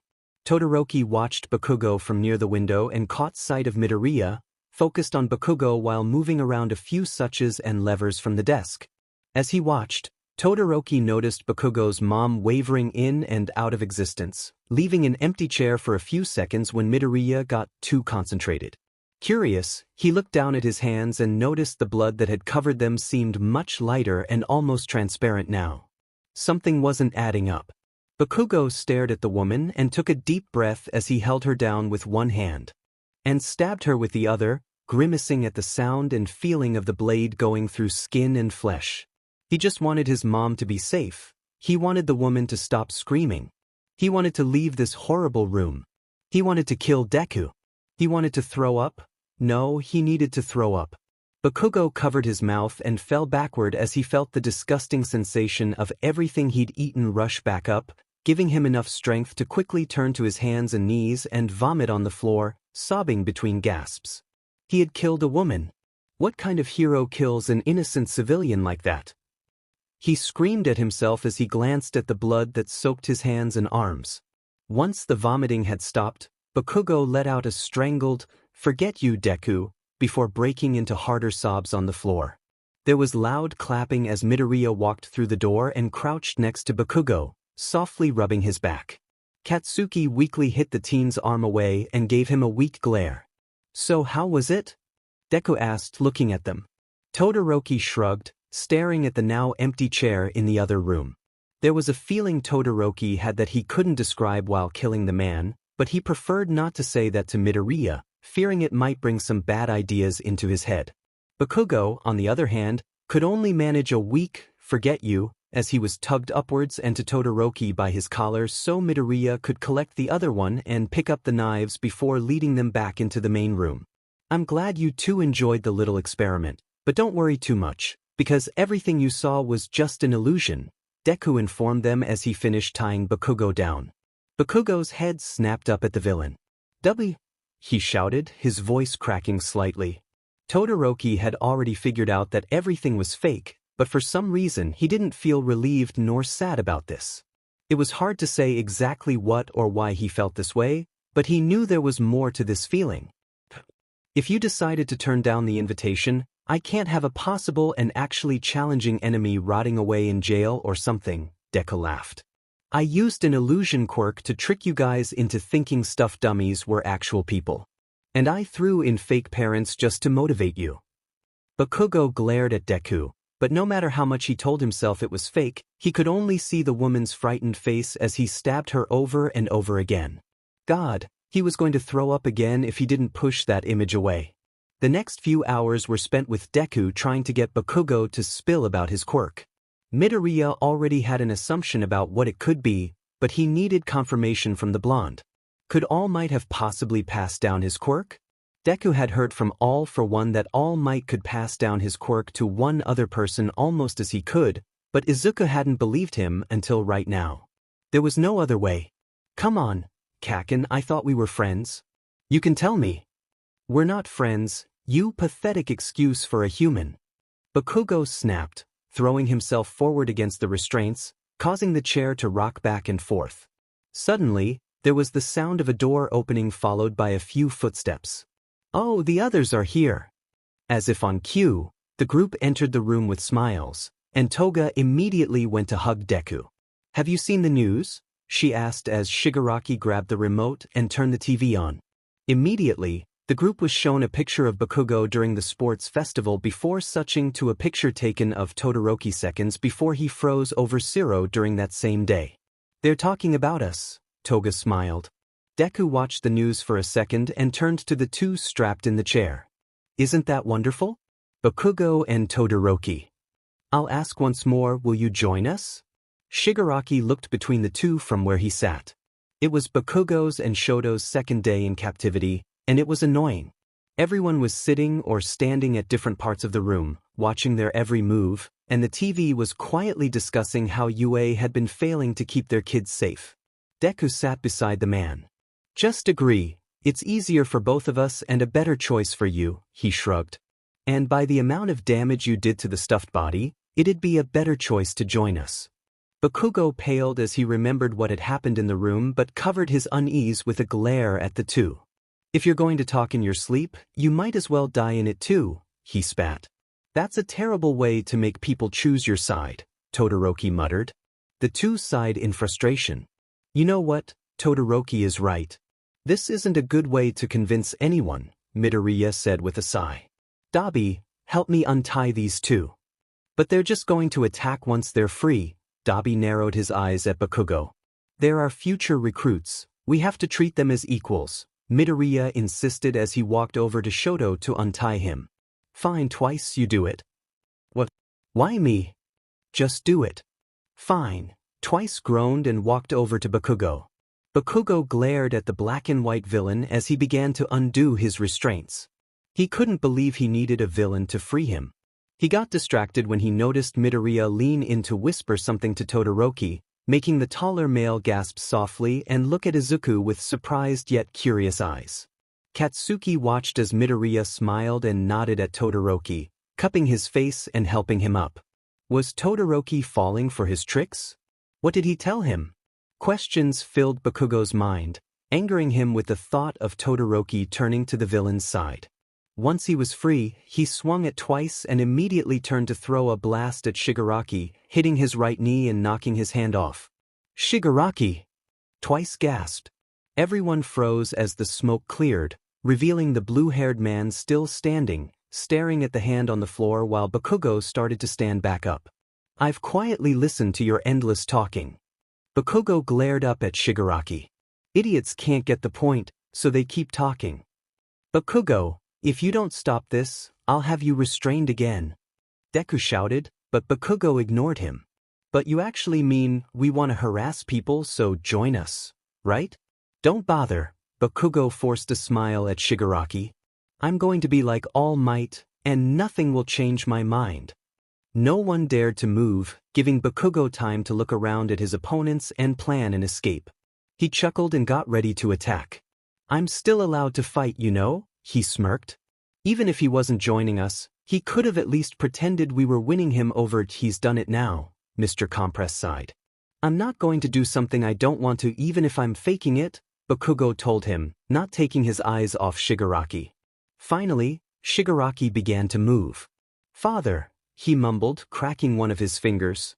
Shigaraki, don't do it. Kurogiri warned, clearly worried, and suddenly everyone was on edge. One glare from Tamura sent chills down Bakugo's spine, but he forced himself to ignore it. Shigaraki raised his hand to keep anyone from trying to hurt Bakugo. No one touches him. Deku visibly relaxed next to Todoroki, making the male wonder what everyone feared he would do to Bakugo. This guy's... Tamura picked up the mask and placed it back on his face as if nothing had happened. A valuable piece. I already told you, I'm not joining your group, Bakugo growled at Shigaraki. Then we have no choice. The heroes said they're cracking down on the investigation, meaning we don't have time to talk leisurely. Tamura turned to a smaller television. Lend me your power. There was a silence before a rough laugh echoed. That was a good decision, Tamura Shigaraki. Shigaraki? Amistiar? So you're not the boss here? That's funny, Bakugo teased. Kurogyri, compress. Make him fall asleep again. I can't believe he's such a bad listener. I'm almost impressed, Compress joked as he walked over to Bakugo, who quickly faced him. If you want me to listen, then get on your knees and give up. Bakugo watched as the villain approached, racking his mind for an escape plan, but Kurogyri was an obstacle he couldn't get through. Knock knock. Everyone paused and looked over at the door. Hello, this is Pizza La Camino store, a voice called through the door. Pizza? Did someone call for pizza? Twice asked. Before anyone could answer, there was a loud shout, and the side of their wall was broken through. Kurogyri! Warp gate! Shigaraki gasped. Before Kurogyri could form the gate, he was quickly tied up along with the rest of the villains. A tree! Dabi scoffed, starting to activate his flames, but another hero swiftly kicked him, knocking the villain out. Don't get ahead of yourself, the man told him. It'd be in your best interest to stay put. You can't run any more, villains. But because we are here. All Might shouted once everyone was tied up and unable to escape. It was clear that Deku didn't take the hero's words seriously as he leaned over to Todoroki as far as the branches would let him and whispered something that Bakugo assumed was a joke, judging by Todoroki's awkward laugh. Meanwhile, the others struggled to free themselves from the branches. All Might then looked over at where Bakugo and Todoroki were standing. I'm sure you were scared. You did well, though. I'm sorry. I wasn't scared. Bakugo shouted. That face you made earlier said otherwise, Todoroki mumbled, and Bakugo wasted no time turning around and swinging at Todoroki, who stopped his fist mid-swing as if it were nothing. Bakugo desperately tried to fight back tears, and Todoroki wasn't sure if it was because of what he said or if he was remembering what he did to the fake woman. It doesn't matter now. It was a trick on our minds and not the real thing, Shoto added, pushing Bakugo's fist down and away from him. Ugh, this is boring, Deku whined. Oh, I know how to spice it up. Kurogyri, bring them here. He smiled, watching the smoky figure with pride. Silence filled the room. Kurogyri. The Nomu? I'm sorry, but the Nomu aren't at their fixed location, Kurogyri replied, causing Deku's smile to falter. What? Young Midoriya, you underestimate everything too much, the soul of a young man, the diligent investigation of the police, and our anger. If looks could kill, All Might would have fallen to the ground from the intensity of Deku's glare. He let out a soft chuckle. But you forgot something, pro-hero, he said, looking at All Might with a raised brow. And what is? Fluffy attack. Deku yelled. Almost immediately, his Nomu flew out of his room and into the main one, spitting acid at the heroes.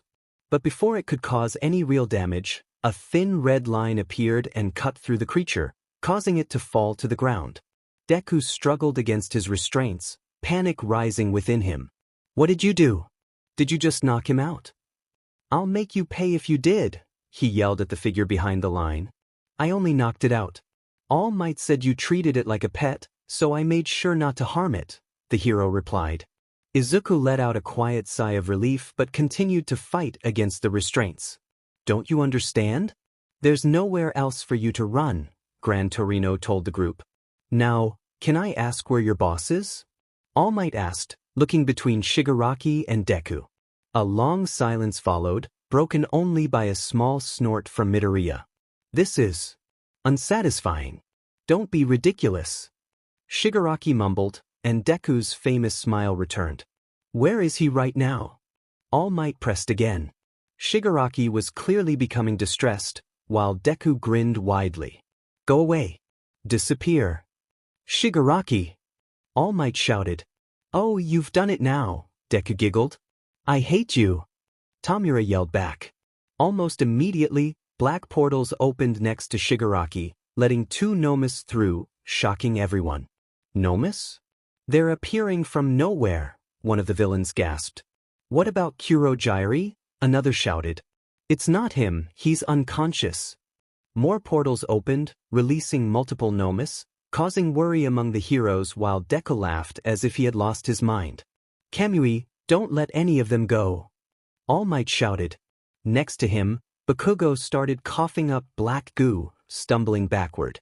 Before anyone could react, the goo surrounded Bakugo and Shoto before disappearing. Once the two were gone, the liquid began to envelop the villains. Deku watched All Might's angered expression and laughed. Bye-bye, All Might, he purred before vanishing completely. All Might gritted his teeth. There was no way he would let the villains take the kids. He had to stop them. Within seconds of being enveloped by the goo, everyone was dropped into a partially destroyed clearing behind Bakugo and Todoroki. Once in the new location, Deku stretched his arms and formed his dice with a sigh before carelessly dropping them to the ground. That could be useful later, he thought, glancing at the random quirk he had gained for a few hours. You failed again, Tamura? One for all calmly approached Shigaraki. But do not be discouraged. Try again. Venus stood in front of the crouching Shigaraki. I even brought your associates with you, including the two students you and Midoriya said were essential to your plans. At the mention of the two, Deku rushed over to check on Todoroki, hugging him tightly. Todoroki gently pushed Deku away with a playful smile and mumbled something inaudible. This whole speech was getting boring for Midoriya since he had heard it multiple times before. He was excited to see that All Might had found them and was now confronting their Took you long enough, Deku remarked, but All Might ignored him, focusing on All for One. Deku sighed, grabbing Bakugo and Todoroki, dragging them away from the group just as the impact of the two landing hits on their teacher caused a giant gust of wind to blow them back. Bakugo watched in shock as the leader held his ground against All Might before throwing him back. Shigaraki, I'll make an escape for you. Take the kids and go. Bakugo's horror grew as the man's fingers transformed into long, red and black tendrils, stabbing into Kurogyari's body. Was he trying to harm him? Soon, a giant portal opened next to the group, and the leader said a few things before floating up to block a hit from All Might. Mr. Compress turned Dabi into a small orb for easier transport before turning to Bakugo and Todoroki, whom Deku held defensively. You touch even a hair on his head, and you won't be walking for days, Deku warned, pulling Todoroki closer. Everyone knew Deku cared for Todoroki more than himself, but Bakugo was surprised he would protect someone who would refuse his persistent pleas to join him against their own teammates. But clearly, no one else was fazed, and they turned to him, causing Bakugo to let off a few warning pops from his palms. Ignoring the warning, Toga and Twice rushed after him, but he dodged the knives swung at him and blew away the other villains' weapons. It was a difficult fight, but he would rather face any danger than be taken again. Bakugo stumbled back to avoid Toga, noticing Compress sneaking up behind him. He used an explosion to flip over the man. Unlike the other times, they were trying to take him by force. Bakugo thought, panicking as he blasted a few explosions at Twice, who came at him from his side. Right now, it was 6 against 1. He threw a punch at Toga, barely missing. Gritting his teeth, he felt himself getting slower and more tired after every attack, but he forced himself to keep going. Izuku watched with narrowed eyes as Bakugo struggled to regain his balance after each blast, his punches and dodges becoming slower, giving the villains more opportunities to take him down. He's a stubborn one, there's no changing his mind, Deku told Todoroki, who was also watching the fight with interest. And his friends are here to rescue him, so we might as well let him escape, right? Shoto nodded, running his fingers through Izuku's green curls. Then let's tell him, Deku grinned, looking back at the fight while holding on to Todoroki. Freeze. Once those words left his mouth, the world seemed to stop. Izuku led Shoto through the group of villains toward Bakugo. Once close enough, Midoriya tapped Katsuki's shoulder, unfreezing him almost immediately. Bakugo glared at the two, ready to unleash explosions before realizing they weren't the ones attacking him. The villains were frozen mid-attack. What the heck? Bakugo glared at them. It's a time freeze, Quirk. I'm giving you an opportunity to leave, Deku explained. Your friends Kirishima, Momo, and Kaminari are behind that partially broken wall. I saw them earlier when All Might found us. Now go to them and leave. And tell them I'm no longer part of UA, Bakugo snapped, turning to Todoroki, who held a firm stare. Ah, what do you mean you're no longer a part of UA? Bakugo yelled at Todoroki, who remained unfazed. He's joining me, which means we don't need you anymore. Isn't that right, babe? Deku smiled, giving Todoroki a quick kiss, earning a surprised look from Bakugo. Now go, before I change my mind, Deku warned, and Bakugo took a few steps back before turning to run toward the wall. I can't wait to meet you again in the future, Kaken. When you become a pro hero, I'll fight you like a proper enemy, Midoriya promised with a laugh. Once Bakugo was out of sight, Izuku walked away from the group, still holding Shoto's hand. Unfreeze. The world soon started again, and his partners struggled to keep their balance as they swung at empty space, accompanied by distant, quiet, shocked gasps behind the broken wall. Everything was slowly falling into place, and Deku couldn't be happier. The rest of the fight happened quickly. Bakugo and the others made a safe escape with the heroes backing them up while closing in on everyone. All for One forced everyone through the warp gate, marking the end of their MSTR and All Might's hero career. But none of it really mattered to Izuku. All he cared about was that he had Shoto Todoroki by his side, and he was determined to have a lot of fun. It should be coming through here soon.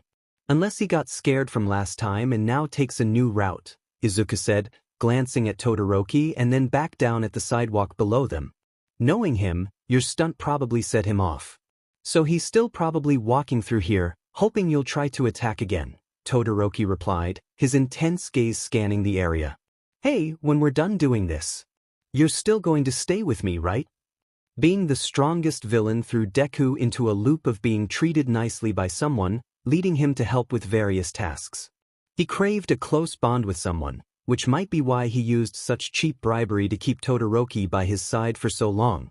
It was when both Bakugo and Todoroki were captured that Deku used untying Shoto as an opportunity to talk to him. When Bakugo was distracted, he leaned into Todoroki's ear and whispered, "If you join me, we can either ruin or confront your dad." "Whichever you want," Todoroki said, looking up at Deku in surprise. Deku softly nodded and finished releasing the mail. Todoroki smiled gently. "Of course I'll stay with you." Izuku stared at the dual-haired male, his face reddening as he quickly looked down at the sidewalk. There he is.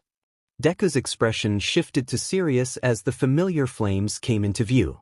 Shoto's head snapped to where his father was walking, his glare intense. Unlike before, no one dared approach him. "I have about 3 hours left on my quirk, which should be more than enough to take him down," Deku smirked. "Let's go, Freezer Burn." Shoto stiffened and glanced at Izuku. "Freezer Burn?" he laughed. Deku shrugged. "I'm not used to saying actual names on missions," he replied, jumping off the roof. Todoroki used his ice quirk to descend. "Endeavor, long time no see." Deku lifted the road with his quirk for a flashy landing in front of the pro hero. "So we meet again, Dicer." Endeavor glared at Deku, flames intensifying as if to intimidate him. "Up. And I'm not alone." As if on cue, Todoroki landed beside him. Endeavor's expression shifted from confusion to anger. "Shoto, what are you doing with this villain?" Todoroki glared at his father. "It's Freezer Burn now, and this villain is my boyfriend." Deku choked in surprise at that comment, but the two continued their intense stare-off. "Are we doing this or not?" Deku asked once he caught his breath. At his words, Endeavor blasted flames at them, which Todoroki blocked with ice, countering with an attack of his own. It was a battle of fire and ice, and one wrong move could leave Deku in danger. He decided to stay on the sidelines, looking for openings to attack Endeavor. "How does it feel to see your greatest achievement become your greatest enemy?"